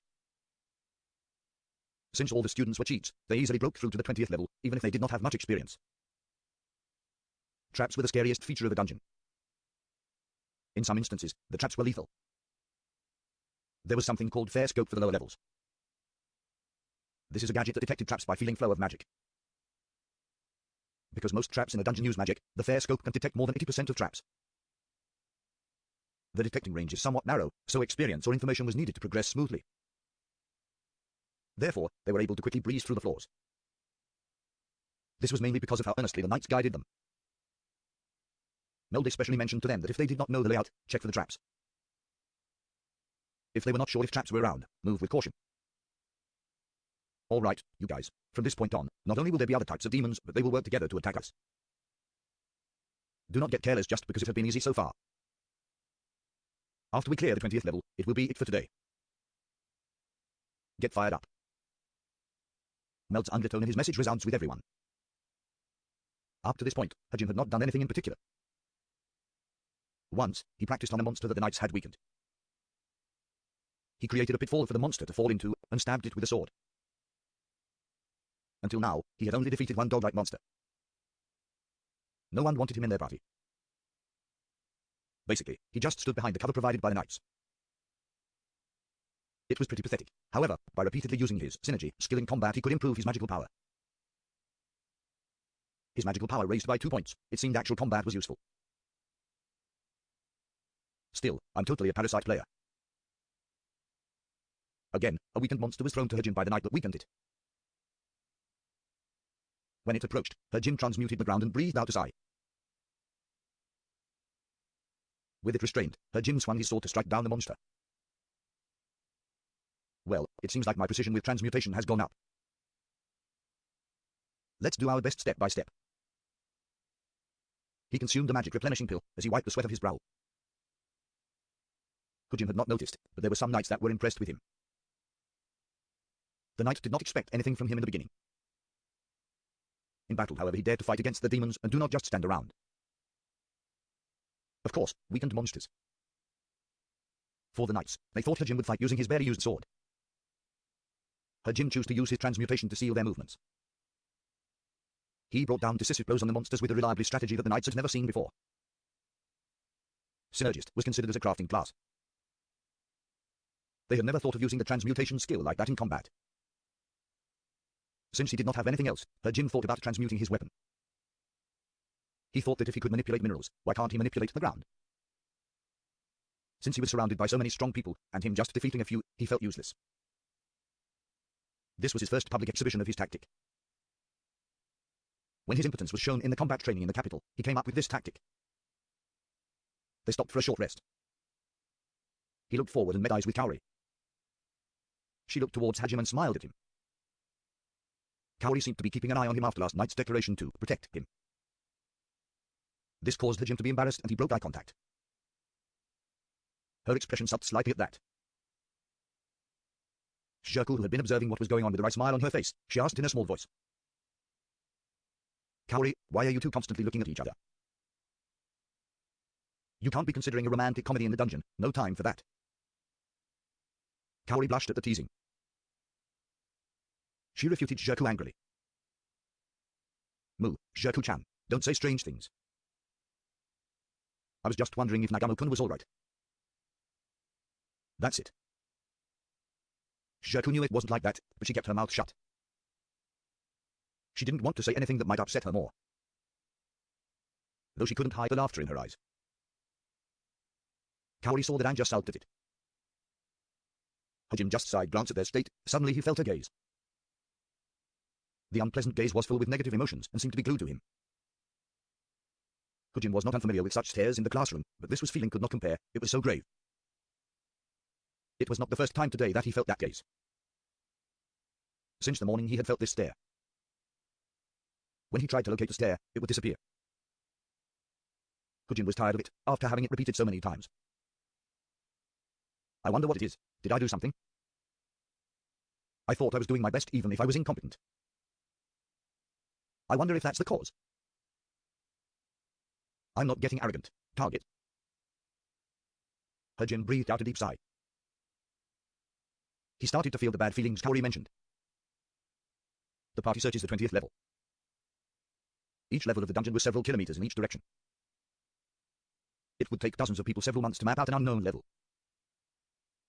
47 levels have been mapped properly, so it was not that easy to get lost. There was not a big worry of getting caught in a trap. The innermost room of the 20th level had a very complicated geographical feature. The walls were protruding like a stalactite cave and icicles formed around the room. The stairs to the 21st floor was just ahead of this room. If they reached that point, the training would be done for the day. In ancient times they were able to wield transportation-type magic, but at the current age such means was impossible. They must head back the old-fashioned way. The party relaxed slightly. Since the walls were protruding they had to advance in a column. After a bit, Kuki's party and Meld that was in the front stopped. The classmates who were keen got into their fighting stance. Their camouflage. Make sure to pay attention to your surroundings. Meld advised them. The wall suddenly rose and discolored a bit. The body that was camouflaged was now dark brown, and they stood on two legs. It raised its chest and started to pound on it like a drum. When they took a good look at it, it was a gorilla-like demon with a camouflage ability. Rock mounts. Be careful of their arms, they are strong. Meld yelled echoed in the cave-like room. Kuki's party went to engage them. Yutaro was able to reflect the blow that came from a rock mount. Kuki and Shoku tried to surround the beast. They could not position themselves because the terrain layout was too obstructive. When the rock mount felt that he could not pass by Yutaro, it withdrew a bit and inhaled a deep breath. Dash. The intense roar vibrated the whole room. Gu. Awa. A shock ran through their bodies. It did not damage them, but it froze them. This was Rock Mount's special magic, Intimidating Roar. The roar carried the magic that caused the temporary paralysis. Kuki's vanguard took the roar almost point blank. This caused them to freeze momentarily. The Rock Mount took this gap in defense to attack. It lifted the boulder and threw it at Kaori's rear guard. A stunning shot put form was executed by it. The rock flew towards Kaori, and the frozen vanguard could not move to stop it. Kaori and her partners readied the magic once they had to intercept the boulder. There was not enough room to dodge it. However, the moment they were going to activate their magic, all of them involuntarily were stunned at the sight before them. The boulder that was thrown was another rock mount. Nearing Kaori's group, it had a stunning rotation and expanded its arms. Its appearance was like a rune diver. A voice saying, "Chloe-chan Tilda," could almost be heard.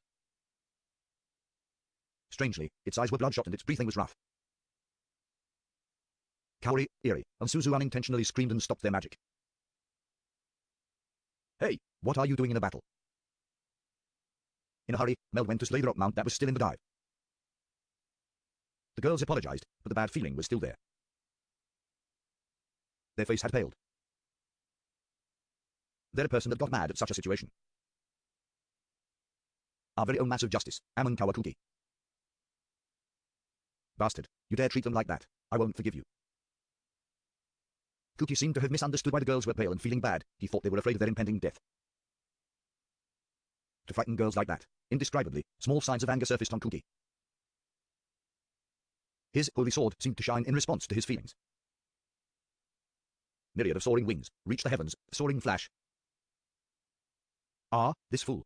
Ignoring Mel's voice, Kuki brandished his sword over his head and swung down in one motion. His chant had made the sword emit an intense light. The slash released the light. Drawing a curve, the light bisected the rock mount without encountering any resistance. The blade of light continued on until it destroyed the back wall. Debris lightly fell from the damaged wall.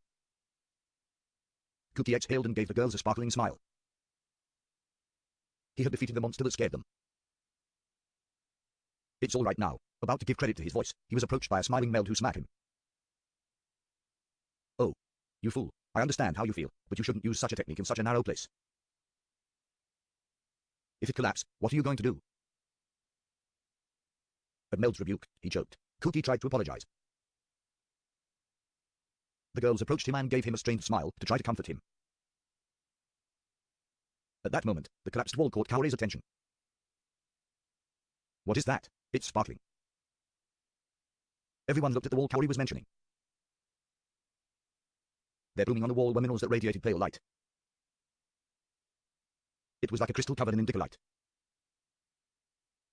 The girls were enchanted by the beautiful sight of the crystals. Oh, that's Grant's crystal. A one this big in size is rare. When talking about Grant's crystal, it was like an ore that was like a jewel. The crystal did not have any special effects, but its cool and sparkling appearance is popular among the ladyship. Rings, earrings, pendants, and other jewelry have it set into them, and it's very well received. The jewel is one of the top 3 choices for proposal rings. Lovely, enchanted. Kaori's cheeks blushed. Kojima and Shokugyou were the only ones who noticed this. If that's the case, I'll retrieve it. The one who announced that and abruptly moved toward it was Hiyama. He approached the wall and quickly reached towards the crystal. Mel panicked at that. Kara, don't just do what you want. We haven't confirmed if it's safe. Hiyama pretended not to hear and finally arrived in front of the crystal. Mel chased after Hiyama to stop him.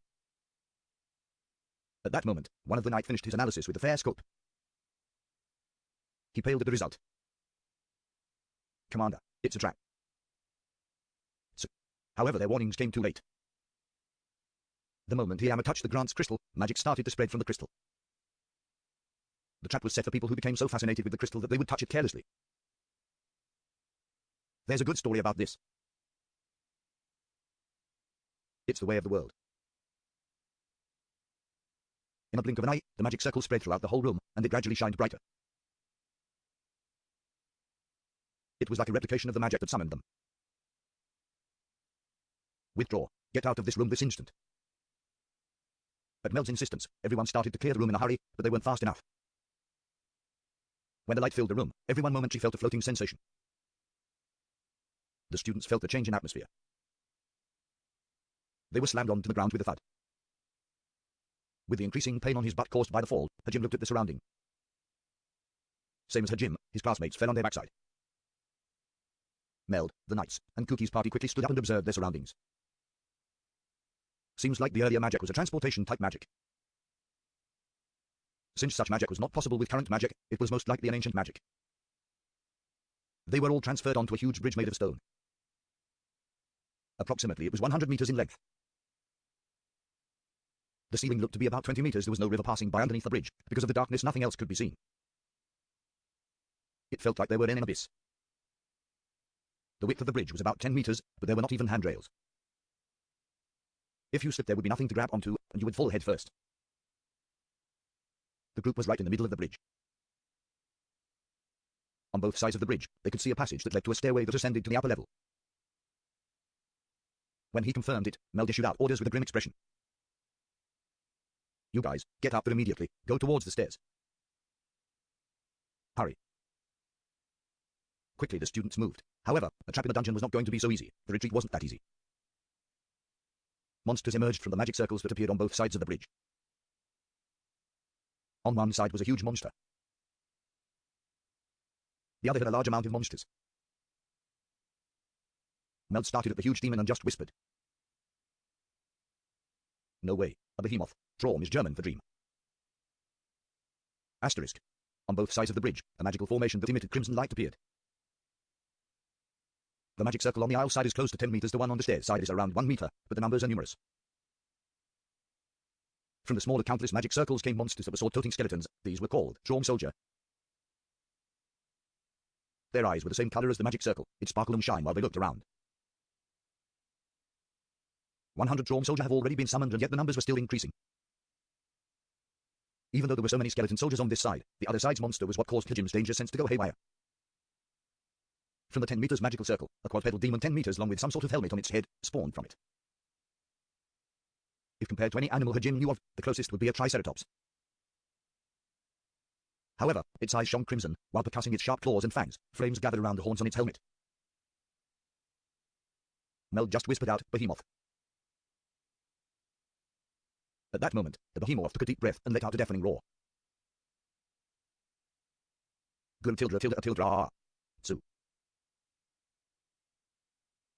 The roar caused Mel's senses to return. He quickly started to issue commands to everyone. Alan, lead the students to the stair and break through those Traum soldiers.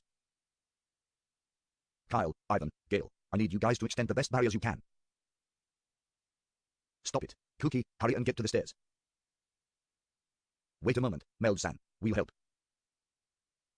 That dinosaur-like monster is the most dangerous. Wheel. Fool, that's a real behemoth. At your current strength it's impossible. It's a 65th level demon. Once a long time ago, the strongest known adventurer battled it and were unable to defeat it. Hurry up and go. I can't let you guys die.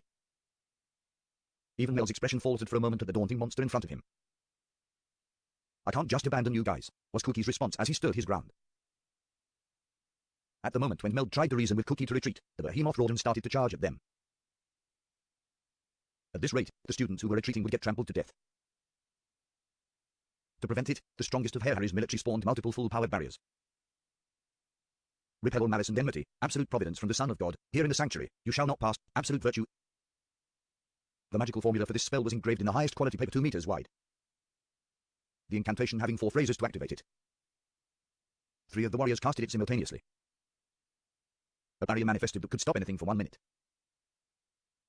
The hemispherical barrier shined pure white as it stopped the behemoth's charge. The moment the behemoth clashed with the barrier, a shockwave erupted from between them. The whole bridge shook at the shockwave, and everything around the behemoth's feet were pulverized. The retreating students screamed and tumbled at the artificial quake. Traum Soldier were monsters that showed up on the 38th level. They were heads above anything they encountered so far. The students panicked as they were sandwiched by a monstrous demon in the back and an eerie army of skeletons in the front. They advanced reckless, without giving care to keeping rank, and aimed for the stairs. Alan tried to calm them down desperately. No one listed because of the imminent terror. One of the schoolgirls was pushed from behind and fell down. She groaned as she lifted her head to see before her a Traum soldier brandishing its sword. Ah! The soldier swung its sword down towards her. She thought she was going to die at that moment, but suddenly the Traum cylinder feet were upheaved. Losing its balance, the trajectory of the blade missed the girl and struck the ground instead. Furthermore, the upheaval continued like a wave towards the end of the bridge, tripping up many Traum soldiers along the way. This caused some of the soldiers to fall into the abyss. 2 meters off of the edge of the bridge in a crouched position was Hajim as he exhaled heavily. He was continuously transmuting the ground. Like a ground slide, the monsters on the bridge were guided off into the abyss. Unaware, his proficiency in transmuting got better because he constantly used it. The range of his transmuting also seemed to have increased. While drinking a mana potion, Hajim quickly approached the girl that fell down. He helped the girl up. Hajim spoke to the still-stunned girl with a smile. Hurry forward. It's all right. If you calm down, these skeletons are nothing. Because except for me, everyone else is a cheat. Hajim patted her on the back with full confidence. The next moment she uttered a quick energetic thank you. Hajim had ruined the surrounding Traum soldiers' footing and had them detained. He took that moment to survey the battlefield. Everyone was in such a panic that they were fighting without any thought and looked so sloppy. At this rate, it was highly likely that someone would die. Alan is still trying to organize them, but it is not going well. More reinforcements came for the Traum soldiers through the new magic circles. We need a strong leader to guide us, Amon Kawukun. Hajim started to sprint towards Cookie's party. The behemoth was still repeatedly charging the barrier. A powerful shockwave was produced. Everything it collided with the barrier. The bridge groaned at the pressure. There were already cracks in the barrier, and it was only a matter of time before it gave. Meld had joined in the reinforcement of the barrier, but it was like adding a drop into a bucket. Ah, crap. It won't hold for much longer. Kuki, hurry and retreat. You guys go too. No, I will not abandon you guys. We will all survive this. Cool, to be so egotistical at this moment. Mel just displayed a sour face at their conversation. In such a narrow space, it would be very difficult to avoid the behemoth's rush. Therefore, the best option was to withdraw because without the barrier they would be trampled. Such a subtle perception of the situation could only come with experience. It was highly unlike for Kuki and his party to have such an insight. Meld was urging them to withdraw, but with a heavily summarized explanation on why. Kuki did not take his advice and refused to abandon them. Also from the look in Kuki's eyes he wanted to challenge the behemoth. It could be attributed to his adolescent mind. He was overestimating himself, because he had so much praise showered onto him. Kuki, listen to what Meld is saying and retreat. Shokugyou, who understood the situation, grabbed Kuki's arm in remonstration. This is not the first time Kuki is unreasonable. I'll back you up. Thanks, Yutaro. Yutaro's statement just fueled Kuki's attitude even more. Shokugyou clicked her tongue at that. Don't get intoxicated with the situation. Bakemono. Shokugyou-chan, Kaori is worried for the irritated Shokugyou. A boy jumped out in front of Kuki. Amon Kabu-kun, Nagamo. Nagamo-kun. Everyone was surprised by how serious Hajin was. Hurry and retreat. You have to help everyone. Why so sudden? What are you even doing in a place like this? This is not a place you should be at. Just leave this to us, Nagamo. Is this the situation to say such a thing? Hajin showed such unexpected force in his words that Kuki stopped his rebuke. Until now, they had never heard Hajin use such a harsh tone. He had always presented himself with a smile, and now seeing such an image was shocking. Can you not see what is going on? Everyone is in a panic, because their leader is missing. Hajin pointed towards the students, while one hand grabbed onto Kuki's chest. In the direction he pointed at, there was his confused classmates being surrounded by trauma soldiers. The training that was drilled into them was nowhere to be seen. They fought willy-nilly. Since they were so inefficient, they were being overwhelmed by the reinforcements. Although their high stats were protecting them for now, soon it would not matter. We need a blow that can break through them. A power to erase the fear in everyone's hearts. And it's you who has such a power. Don't just look in front of you, look at what's going on behind you too. Stunned at seeing his classmates in chaos, the shaking Kuki nodded his head. I understand. I'll go immediately. Sorry, Meld-san. Go! The moment Meld looked back at Kuki's agreement to retreat, the barrier finally fell to the behemoth's onslaught. The raging shock wave caused by the destruction of the barrier was shooting straight for Hajim and the others. Hajim quickly stepped forward and transmuted a wall, but it was easily brushed aside. It seemed he had weakened it. Dust whirled as the behemoth bellowed out a roar. On the ground was Meld and 3 of his knights groaning. Their bodies seemed to have taken damage from the shockwave. They were unable to move. Kuki and his party had fallen over, but quickly they recovered. Hajim's wall had been useful for those behind Meld. Yutaro, Shokugyou, can you buy me some time? Though they were in some pain, the two of them pressed forward at Kuki's request. Since Meld had been disabled, it was up to them to do something. I'll do what I can. Somehow, I'll do it. Both of them rushed the behemoth. Kaori, start healing Meld and his men. Okay. Kaori quickly went to work. Hajin was already beside Meld. He quickly created a stone wall to prevent the effects of battle from reaching them. Although it seemed useless when looking at the battle, it was better than nothing.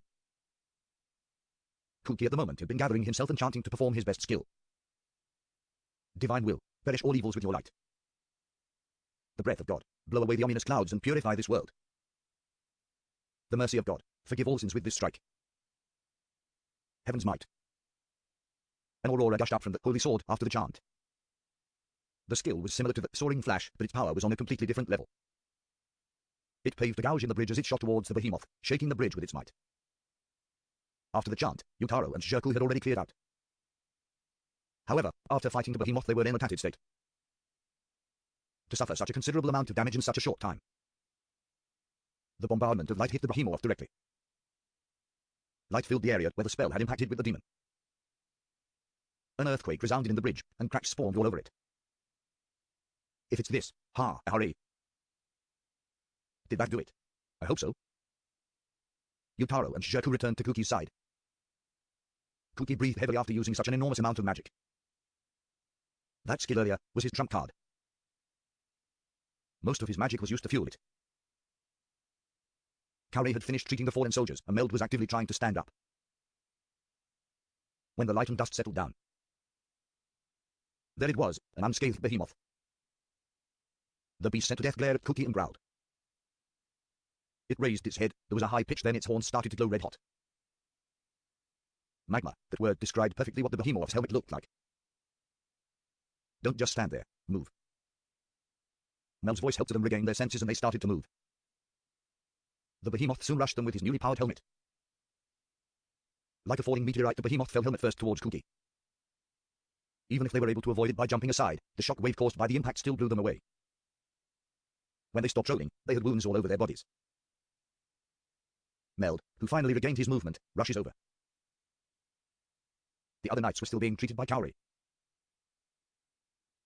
Bracing itself, the behemoth worked to pull out his stuck head.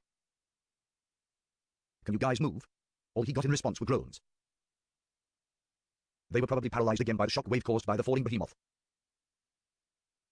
The damage to the internal organs seemed to be significant. Meld called out to Kaori. When he was looking for Kaori, Meld's sight caught hold of Hajime. Bzur, take Kaori, carry Kuki and retreat. For Meld, who directed such instructions to Hajime, he would only be able to carry Kuki. That instruction indicated that no one else would be able to escape. Meld clenched his teeth and prepared his shield. He had chosen to risk his life in this dangerous situation to hold back the beast.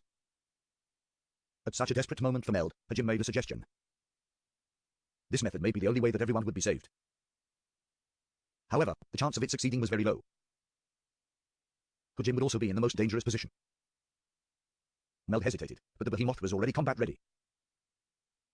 Its helmet started to sizzle red hot. They had no time. Are you going to do it? I'll do it. Meld could easily see the resolute gaze Hajime had, and he couldn't help himself from smiling. I can't believe that I'll entrust it up to you. I'll surely save you. Leave it to you. Hi. Meld headed towards the behemoth at that. He released a simple magic to provoke it.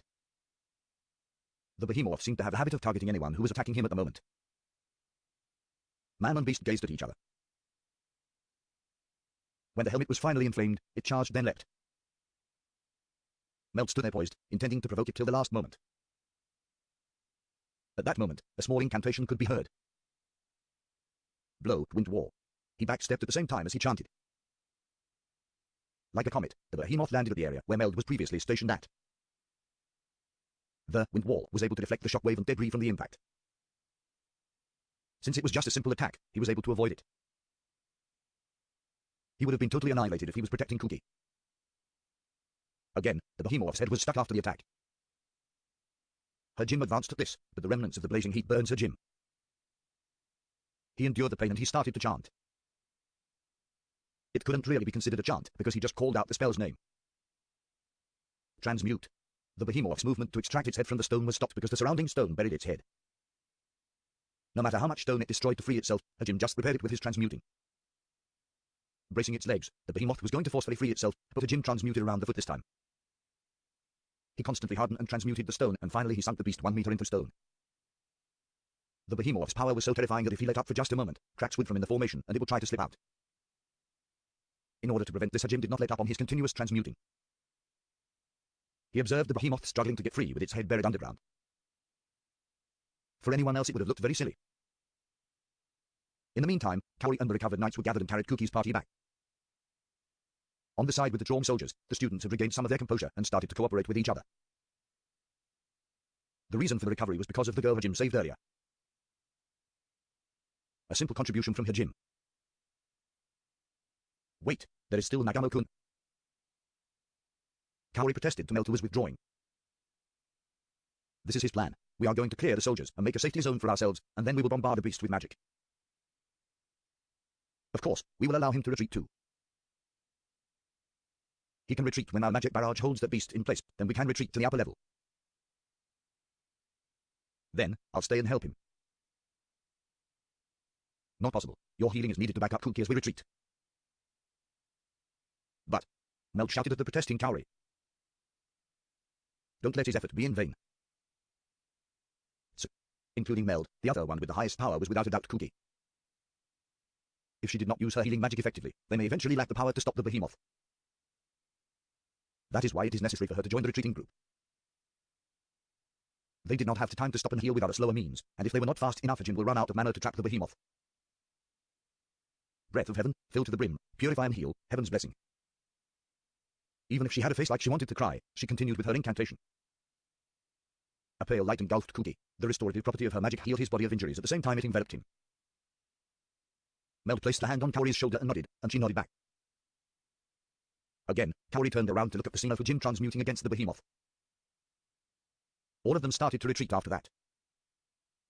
The numbers of the drawn soldier were still increasing. Currently, they numbered around 200. They all filled up the stair side of the bridge. But in a sense it might be a good thing. If a gap was present, the students would try to push through, but their lack of experience would lead them into getting surrounded and slaughtered. Actually, this was a good number for the students who were having trouble with the 100 earlier. Lucky, there had not been a single death. It was thanks to the earnest knights who protected them. It was not an exaggeration to say that they were desperately covering the students' lives. The expense came in the form of all the ones they had acquired. If they lost the knight's support, for the increasing number of students who were panicking and did not know the magic that caused the increasing monsters, they would fall apart in minutes.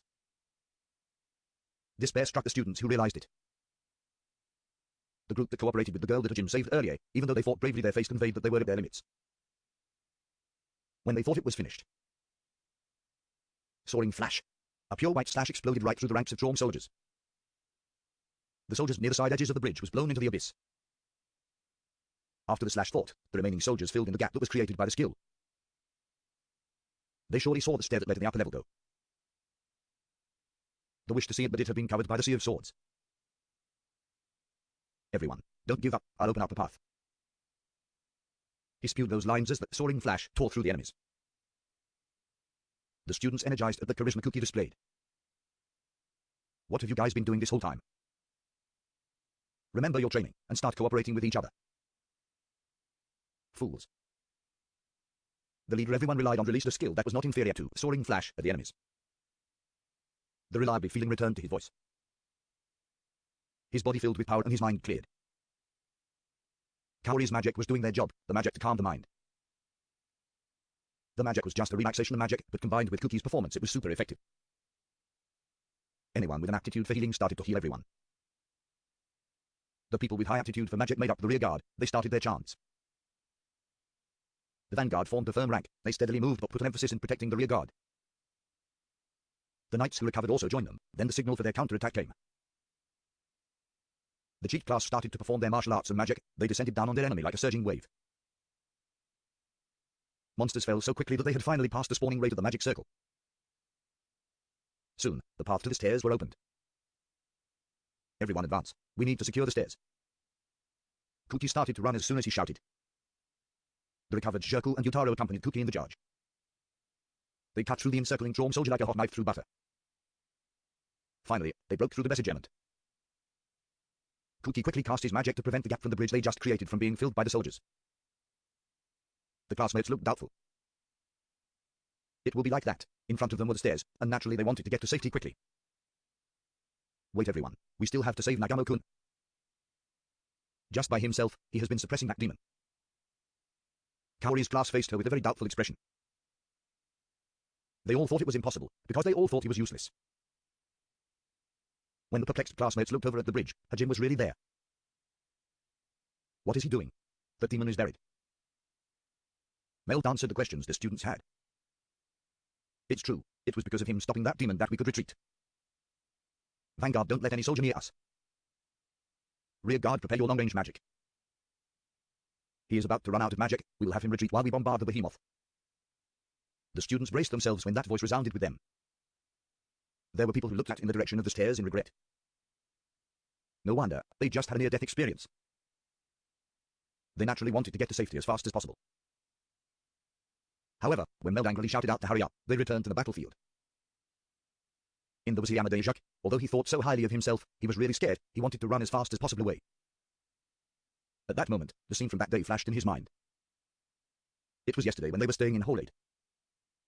He was so overcome by anxiety of the next day that he couldn't sleep properly and went out to get some air, then headed for the toilet. The cool breeze relaxed him and he was returning to his room when he saw something. Along the way, he had seen Kaori in her negligee. This was the first time he had seen her in such a state, and he instinctively hid and held his breath at such a sight. Kaori passed by without noticing him. Daijak was interested and followed her, until she stopped in front of a certain room and knocked. The one to answer the door was Hajime. Hiyama's mind blanked at that. He liked Kaori, however he thought that he was not good enough for her. When comparing himself to Okuki, he felt like he was way out of his league, so he gave up. Hajime was different. Daijak thought Hajime was inferior to him. So to find Hajime in the presence of Kaori was weird. He thought that if this was the case, why won't he do? Daijak heard every word in his head. Is his head all right? Hiyama seriously thought that though. His dissatisfaction against Hajime had always been piling up. Now this had swelled into hatred. When he saw Kaori get mesmerized by the Grant's crystal, he was probably driven by these feelings. Hiyama remembered all that, looking at Hajime who was suppressing the behemoth by himself, Kaori staring worried for Hajime and even praying for him. A dark smile bloomed on Daijak's face. Hajime felt his mana running out, and he had ran out of any potions. He quickly surveyed his surrounding and noticed that everyone had retreated. Ranks were being formed and magic was being prepared for the last part of the plan. The behemoth was still struggling. At this rate there were still a few seconds of intermission even if he stopped transmuting. In the meantime he had to get some distance. A drop of sweat entered his eye. Hajime had never been in such a situation that caused his heart to thump so loudly that he could hear it. Timing was going to be important here. Dozens of cracks formed in the restraints that held the behemoth, and they were failing to hold it back. At the same moment, Hajime started to sprint. 5 seconds after Hajime started to run away, the behemoth fully freed itself and roared. The rage present in its eyes could never be misunderstood. Quickly its vision searched for its sworn enemy and found Hajime. Behemoth roared in anger again, and collected power into its legs to chase after Hajime. However, a barrage of magic attacks stopped it. Like shooting stars painting the night sky, magic of countless colors bombarded the behemoth. There was no damage, but the force prevented it from advancing. Hajime lowered his head and dashed while taking care not to fall. With all those lethal spells passing over his head, Hajime was not afraid for his life. There was no way those cheats would be able to miss. The distance between the behemoth and him was also 30 meters. Hajime relaxed at that. However, something happened that caused him to freeze. One of the fireball in the endless stream of spells bent slightly and started to head his way. This was clearly aimed at him. Why? Doubt and bewilderment, all of this ran through his brain and it appalled him. Hajime slid and braced himself as that fireball struck the ground right in front of his eyes. He was blown back the way he came from by the shock wave. No real damage was taken because he was able to avoid a direct hit, but his sense of balance was thrown out of whack. Seems like semicircular canal was damaged. Standing up was a little hard because he was dizzy. The behemoth, like usual, was not going to go down alone. When Hajime got up, the beast roared again. Hajime looked at the behemoth and was stunned by the piercing eyes it had. For the third time its horns started to and he lunged towards Hajime. The unsteady head, hazy vision, looming behemoth, impatient screams and roars from his classmates in the distance. Hajime tried desperately to muster the strength to jump away. A furious shock ripped through the entire bridge. It shocked from the strength of the behemoth's attack. Cracks spread out from the epicenter. The bridge screamed. Finally, after all that punishment, the bridge collapsed. The bridge had finally reached the threshold and gave out. Gah! Behemoth clawed desperately to find a place to hold onto. However, even the ground that connected the bridge collapsed and fell into the abyss.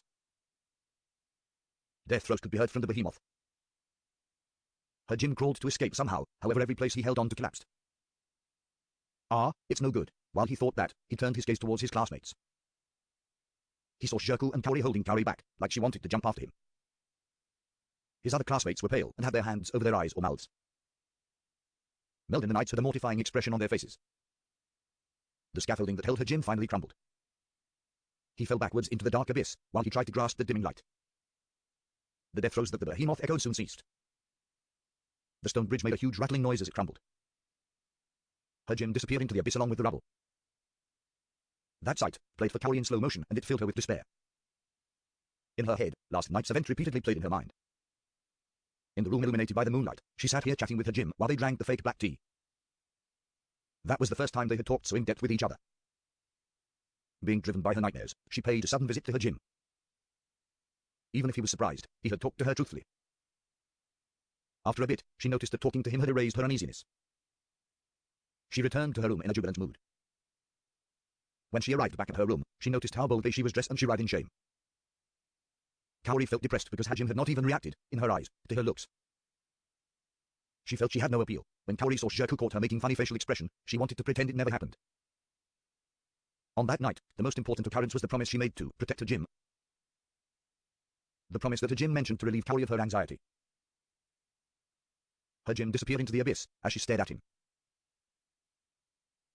She kept recalling that memory over and over again. Somewhere in the distance, a scream can be heard. When Kaori noticed that the voice belonged to her, she grimaced as she was quickly brought back to reality. Let me go. If I don't go to Nagamo-kun.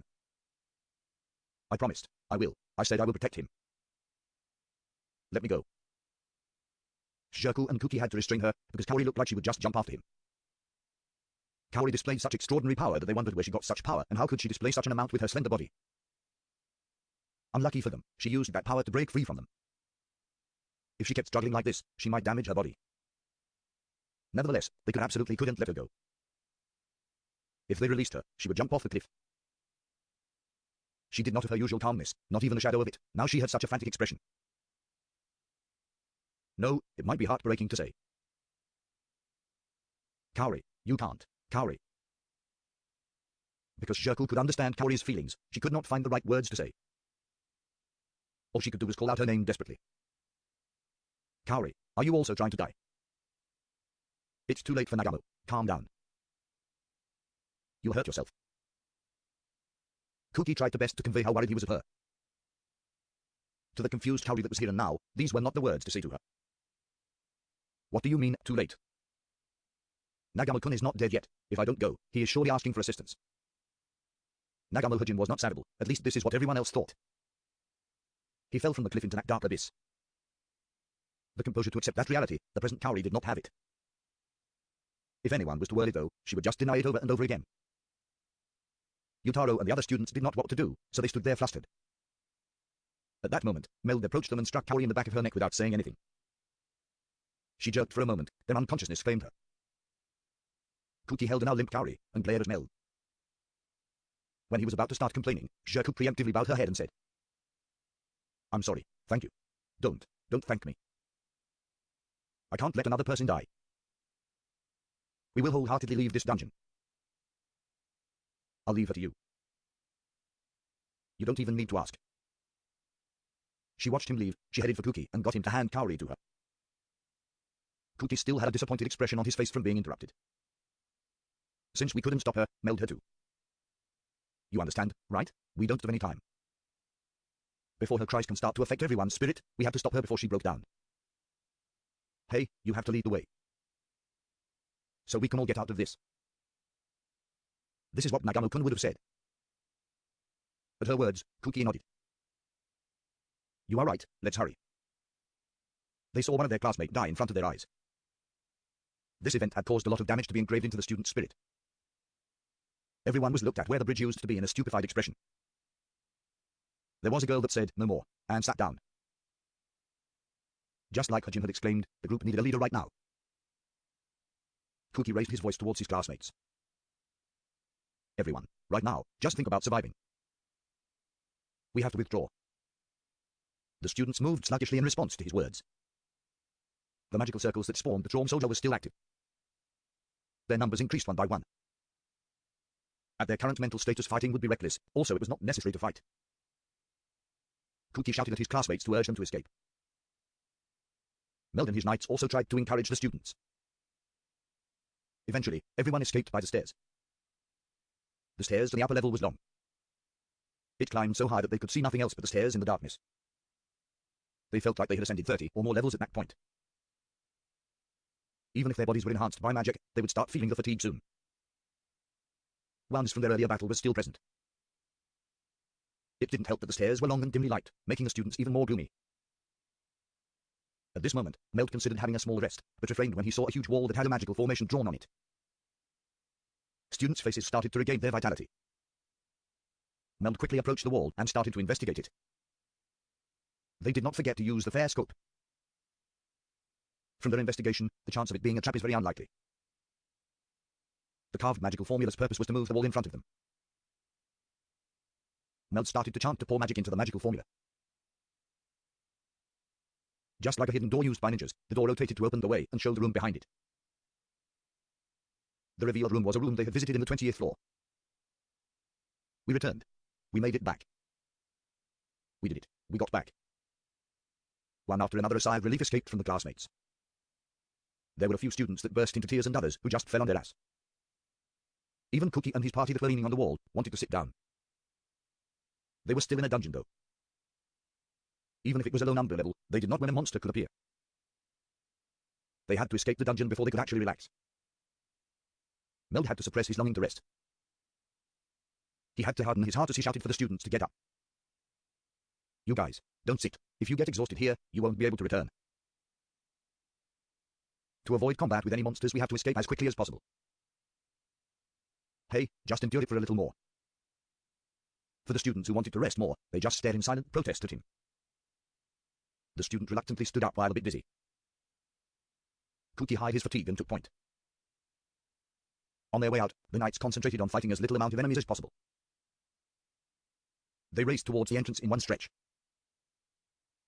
Finally, they reached the first floor and saw the nostalgic entrance. They had not even stayed in the dungeon for a single day. Many people felt it was such a long time since they had seen it. This time the students really looked relieved after they exited the dungeon. There were even students sprawled out in front of the gate square. All of them were pleased to have survived. Some of the students did not feel this way.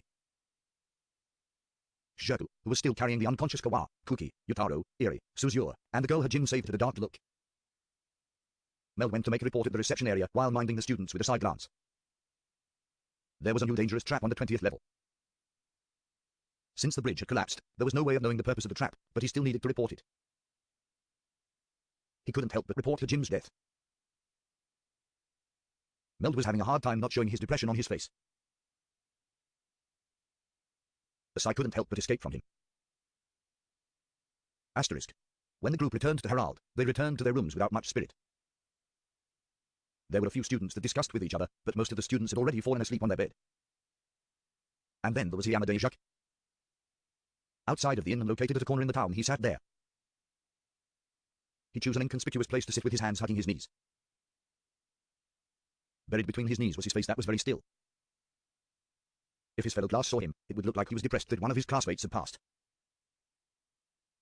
However, it was his fault. For a small fry, he got carried away. It was divine punishment. I'm not wrong. It was for Shirezaki's sake. That small fry is not longer a concern. I'm not wrong. With his dark smile and dull eyes, he tried to justify himself.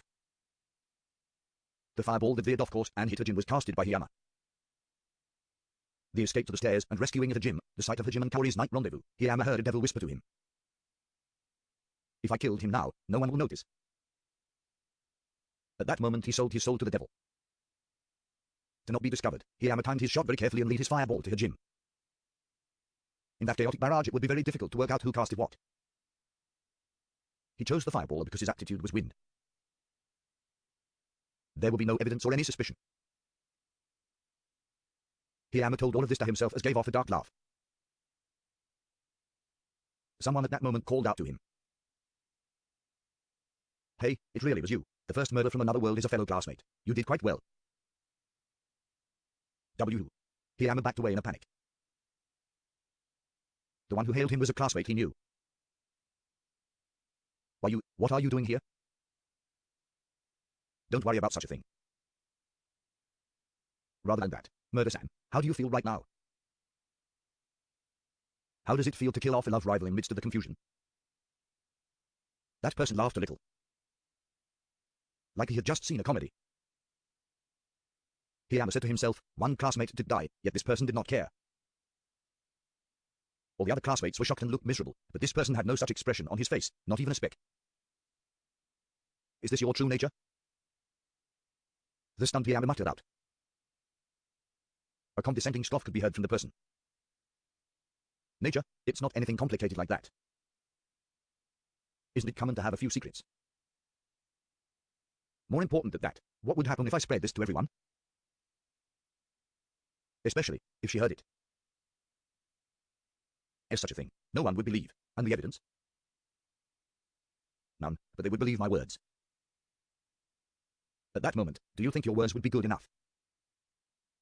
Hiyama was cornered. The words was used to tease the already weakened mouse. No one would have imagined that this fellow could be like this. Deja still couldn't believe that this person had a split personality. The person looked down at Deja with a sadistic expression that sent chills throughout his body. What do you want? Regrettable. It would seem like I'm threatening you, isn't it? Fu, it's not like I want something from you right now. For now, all you have to do is be my hands and feet. Such a thing. It was something like a slave declaration.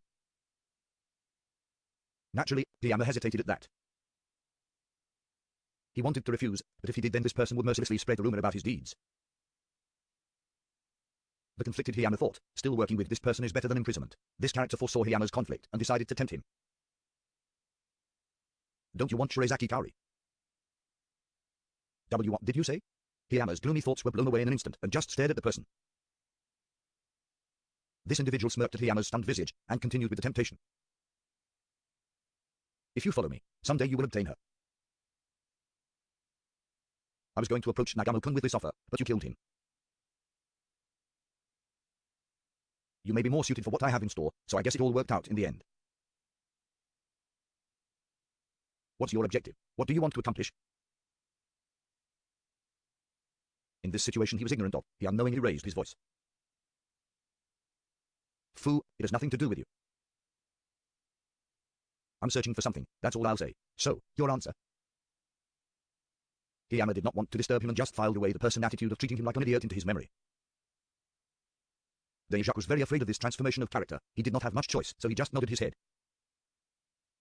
I'll obey. Ah ha ha ha, that's good. Having to prosecute my own classmate will be painful. Well, let's get along, Murder-san. Ah ha ha ha. Hiyama just watched the person return in the direction of the inn while they laughed happily. A small damn escaped from his lips. Even if he wants to forget, just being in denial will not erase it. This scene would stick to him. The expression Kaori had when Hijin fell into the abyss. What kind of words would articulate her feelings? Right now, while all those dead tired students slept like slugs. Hijin's death at the abyss helped discern Kaori's feelings. Kaori never took care of Hijin just for goodwill. When looking at the exhausted Kaori, this would apply awareness to the cause. Hiyama jeopardized himself by performing such a careless act. He must conduct himself well in order to secure one's place. Hiyama had already crossed the line. It wasn't possible to stop now. According to that individual, there was a possibility of him disappearing and a possibility that he would get Kaori. Fu, it will be all right. Everything will go well. I'm not wrong. Hiyama returned to his previous position and started to mumble again. This time not a single person bothered him. Go warning. Asterisk. Zah, the sound of running water. A cool breeze brushed against his cheeks and caused him to tremble. There was a solid sensation in contact with his face and a chill pierced his lower half of his body. Hijin raised a groan as he woke up. Absent-mindedly, he put forth effort to sit upright while his whole body scowled as it throbbed with pain. Oh, this is, for sure Holding his unsteady head with one hand, he studied the vicinity whilst he recalled his memories. Even though the surrounding was dim, thanks to the emission from the green light stones, it was not like he was blinded by the darkness. In front of Hijin was a river about 5 meters in width, and it was in this that his lower body was submerged in. Hijin's upper body seems to have been caught and stranded by protruding rocks located at the side of the river. Yeah, I fell down the broken bridge. Thereupon, His head that had a fog clouding his mind finally started to turn its gears again. Shokugyou must have survived the drop by sheer luck. In the middle of his fall he encountered area where the cliff had a puncture. From this leak water sprouted out like a flood. There were numberless waterfalls here, and these waterfalls blew away Shokugyou time after time until gradually he was thrust to the wall. At the very end he was pushed out of a tunnel that was like a water slide. It was an unbelievable miracle. When he was flying out of the tunnel, Shokugyou hit his head and lost consciousness. Personally, Shokugyou did not know how such a miracle took place. Anyway, I was saved. Achoo. It's cold. He was submerged in the cold underground water this whole time. Because of this, his whole body was completely cold. At this rate, there was a possibility that he could catch hypothermia. Shokugyou quickly picked himself up. Trembling and shivering, he took off his clothes and wringed them. Using his transmutation, he created a single sheet of paper. On the hard stone floor, he started to engrave a transmutation circle. It's too cold to concentrate. He wanted a spark magic. This was a simple magic that even children could perform with a 10 centimeters magic formation. At this moment, there was no magic stones to increase the efficiency of the magic because Shokugyou needed it with his zero aptitude for magic. Shokugyou would have to make a complicated formula that would be 1 meter in diameter to cast that spark. After 10 minutes he was able to finish the magic formation and started his chanting to activate it.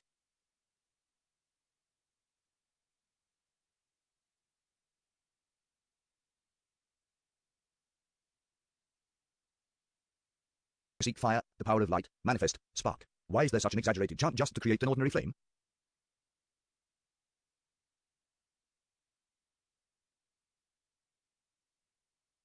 So embarrassing. Hurry. The sighing seems to have become a habit recently. Still he invoked the fist-sized flame and bathed in its warmth. He set his clothes side by side near the flames to dry it. I wonder where this is. I think I fell a considerable height. Can I return? Warming himself with the flame, he could feel himself calm. Gradually anxiety started to fill his heart. Shokugyou really wanted to cry. Tears even started to accumulate in his eyes, but he bore with it because if he cried now he would fall apart.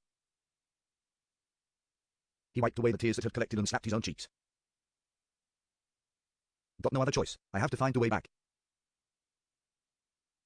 It's fine. I'm sure it will be fine.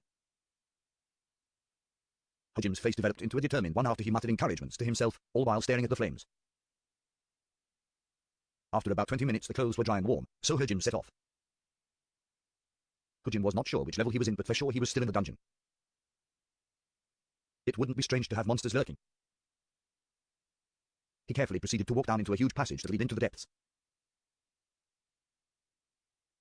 The passage that Shokugyou continued on felt like a cave.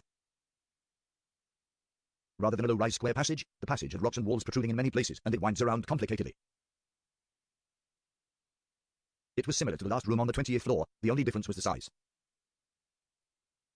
The complicated passage full of obstacles was 20 meters in diameter. Even the more narrow places were still 10 meters in diameter. Although it was not an easy path to treat, there were a lot of places to hide and Shokugyou advanced stealthily from hiding area to hiding area.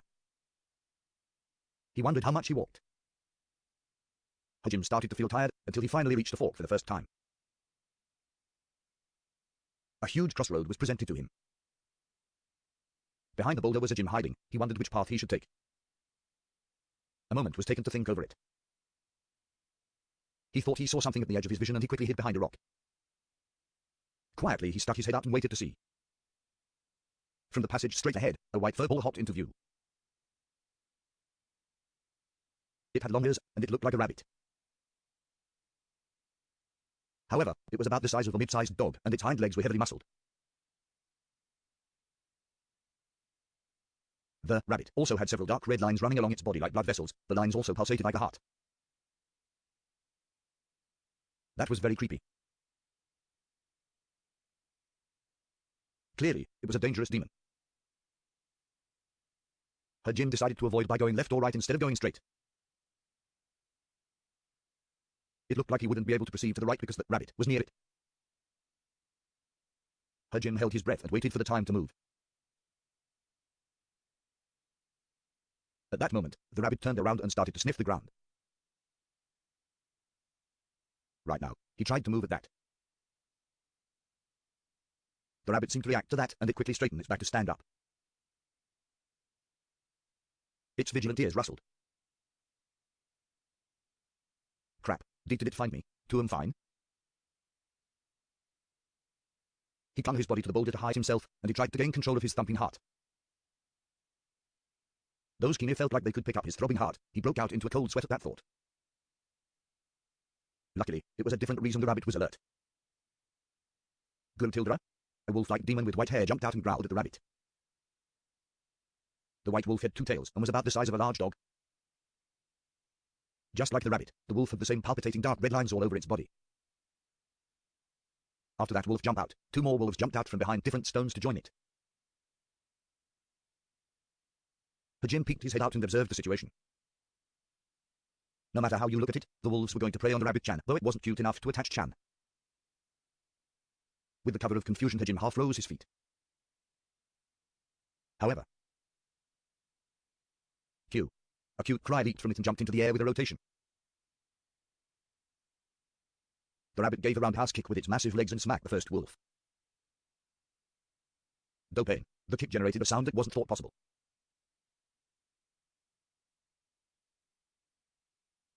Rabbitchan's got a clean kick to the wolf's head. Gogga. There was a resounding echo and Hajime could see that the wolf's neck had been bent into the wrong direction. Hajime went rigid at that display. Using the centrifugal force from the roundhouse kick, the rabbit rotated in the air until it was in an upside-down state. The rabbit stomped the air and fell towards the ground like a meteor.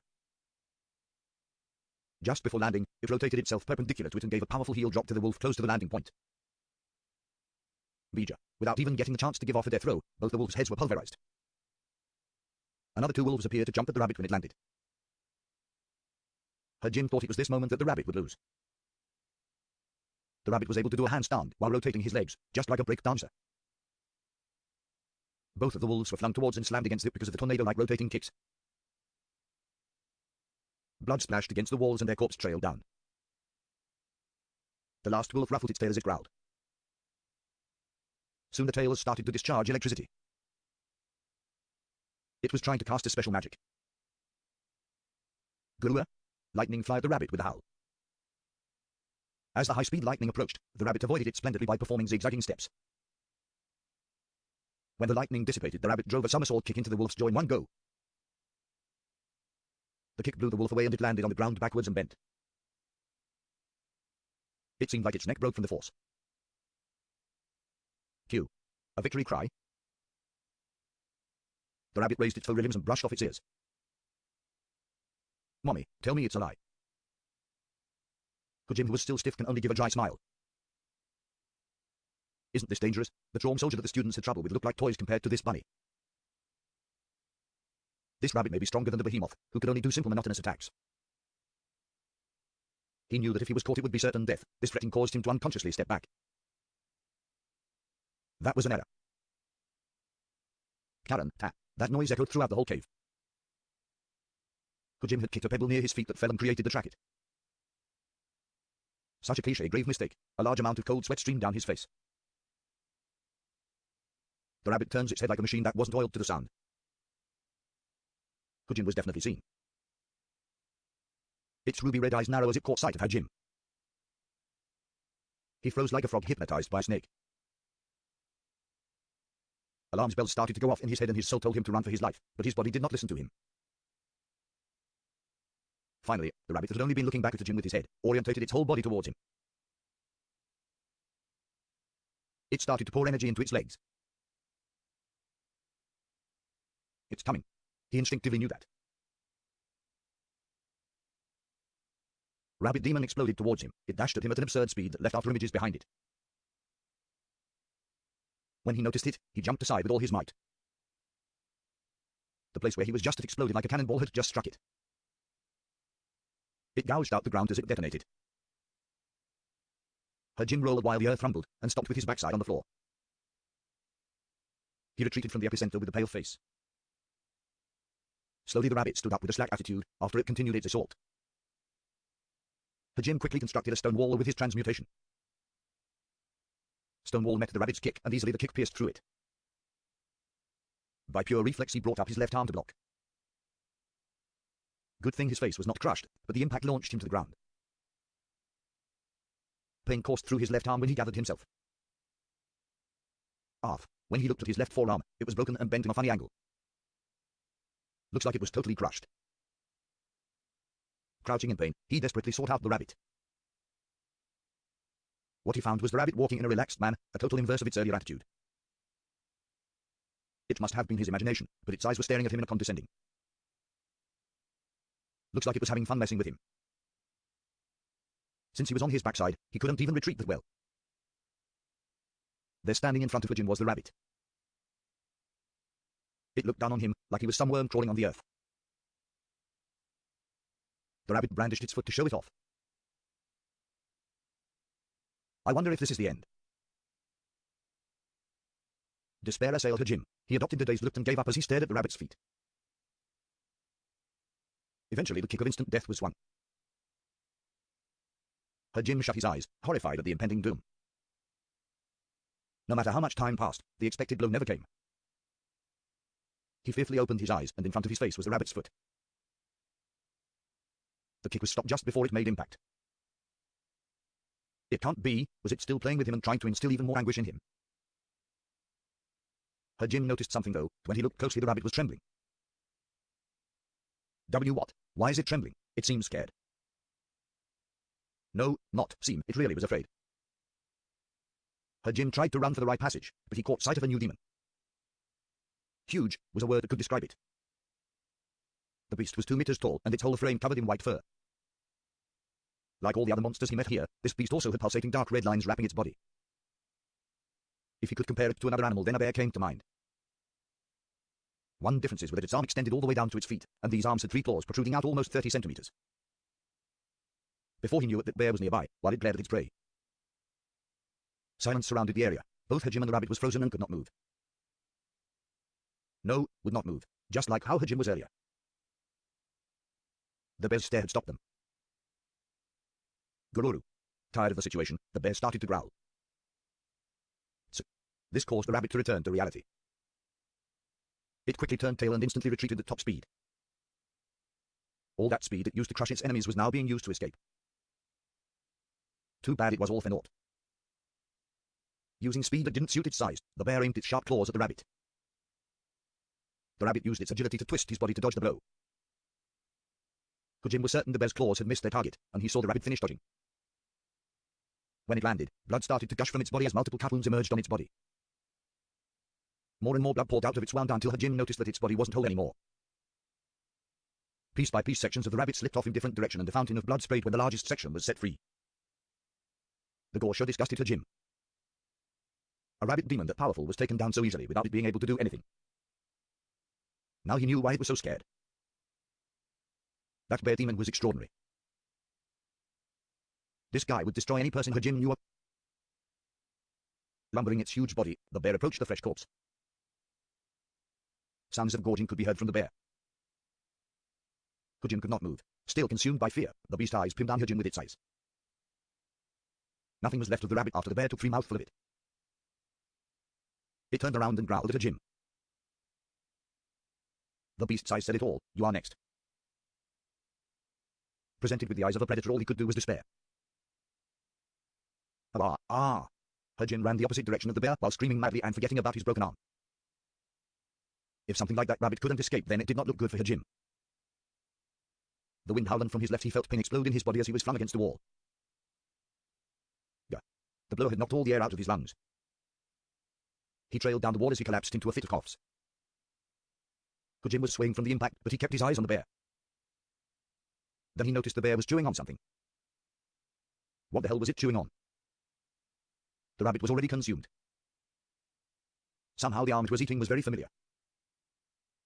Shokugyou was confused at the event, because he felt lighter on his left side. To be precise, his left arm. What? Shokugyou's face stiffened. Why is there no arm? Why was blood spurting out? He tilted his head. Shokugyou could not make sense of what happened. The reality of the situation finally hit him. Pain was the reminder that this was no dream.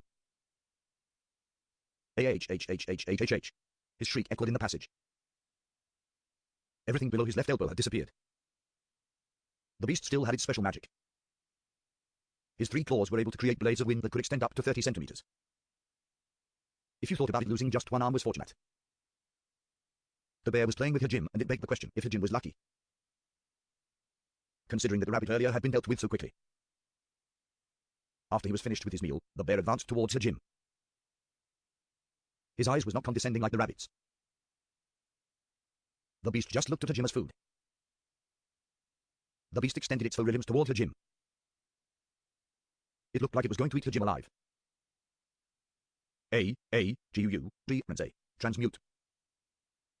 While tears and mucus flowed, drool escaped from his mouth. He transmuted the wall with his only arm. It was an unconscious action. The only power that was available to the Hajime that had such low specs. Using magic that is usually only used to process weapons. This class was without a doubt a crafting class. Thought it was useless in combat, but another world showed the knights a new application for its skill. A skill that saved the lives of his classmate. On the brink of death, he chose to rely on that skill, and it answered him with a means of escape.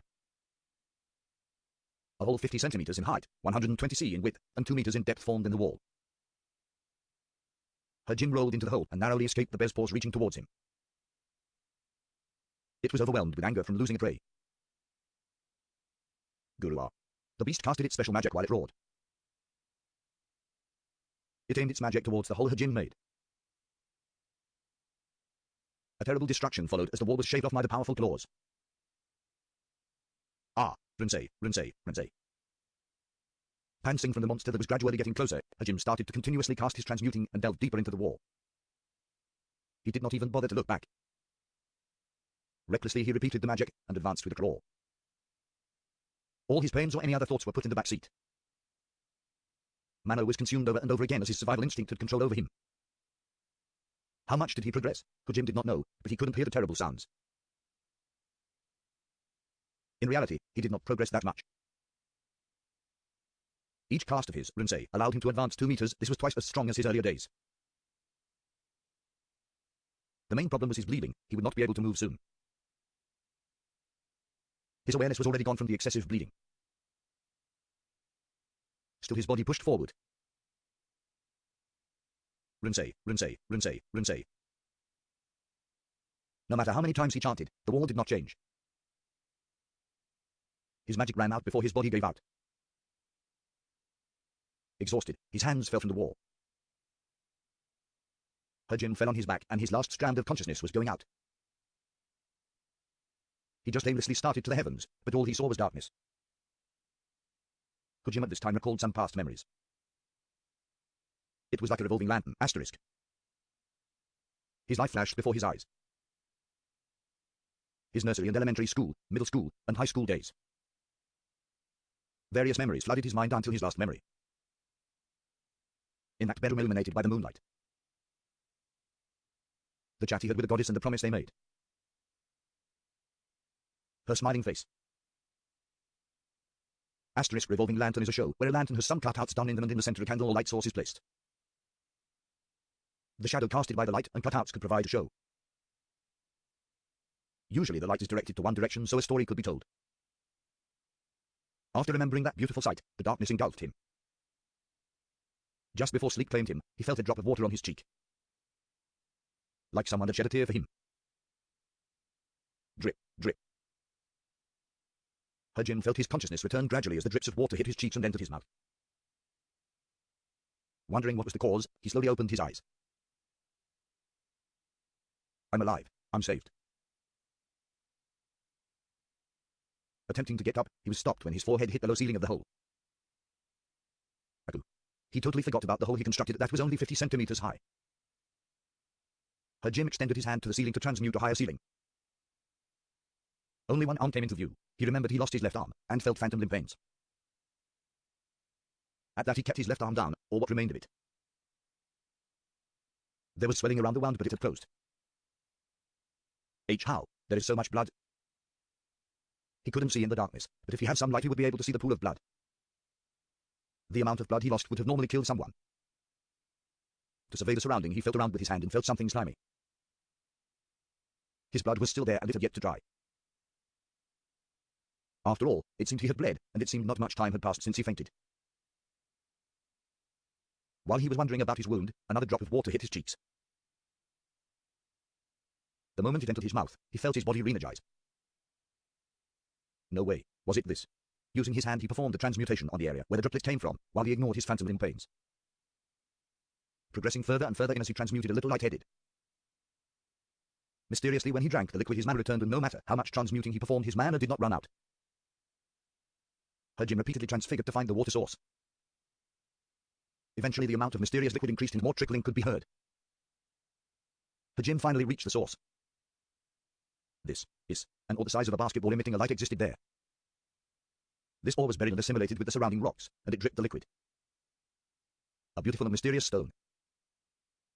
The ore was emitting darker blue than aquamarine, at least that was the best representation he could think of.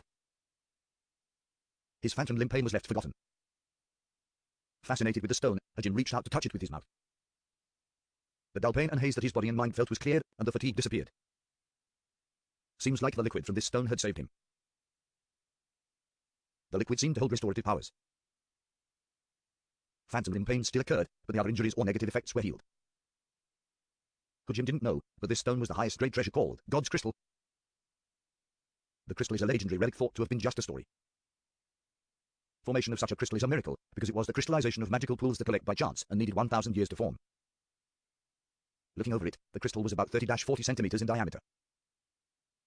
After it has crystallized, it takes several hundred more years to saturate it to cause overflowing. That overflowing liquid is called sacred water, and when drank it could cure any injury or disease. Though it doesn't have the power to regenerate parts, and it is considered the fountain of youth if continuously taken.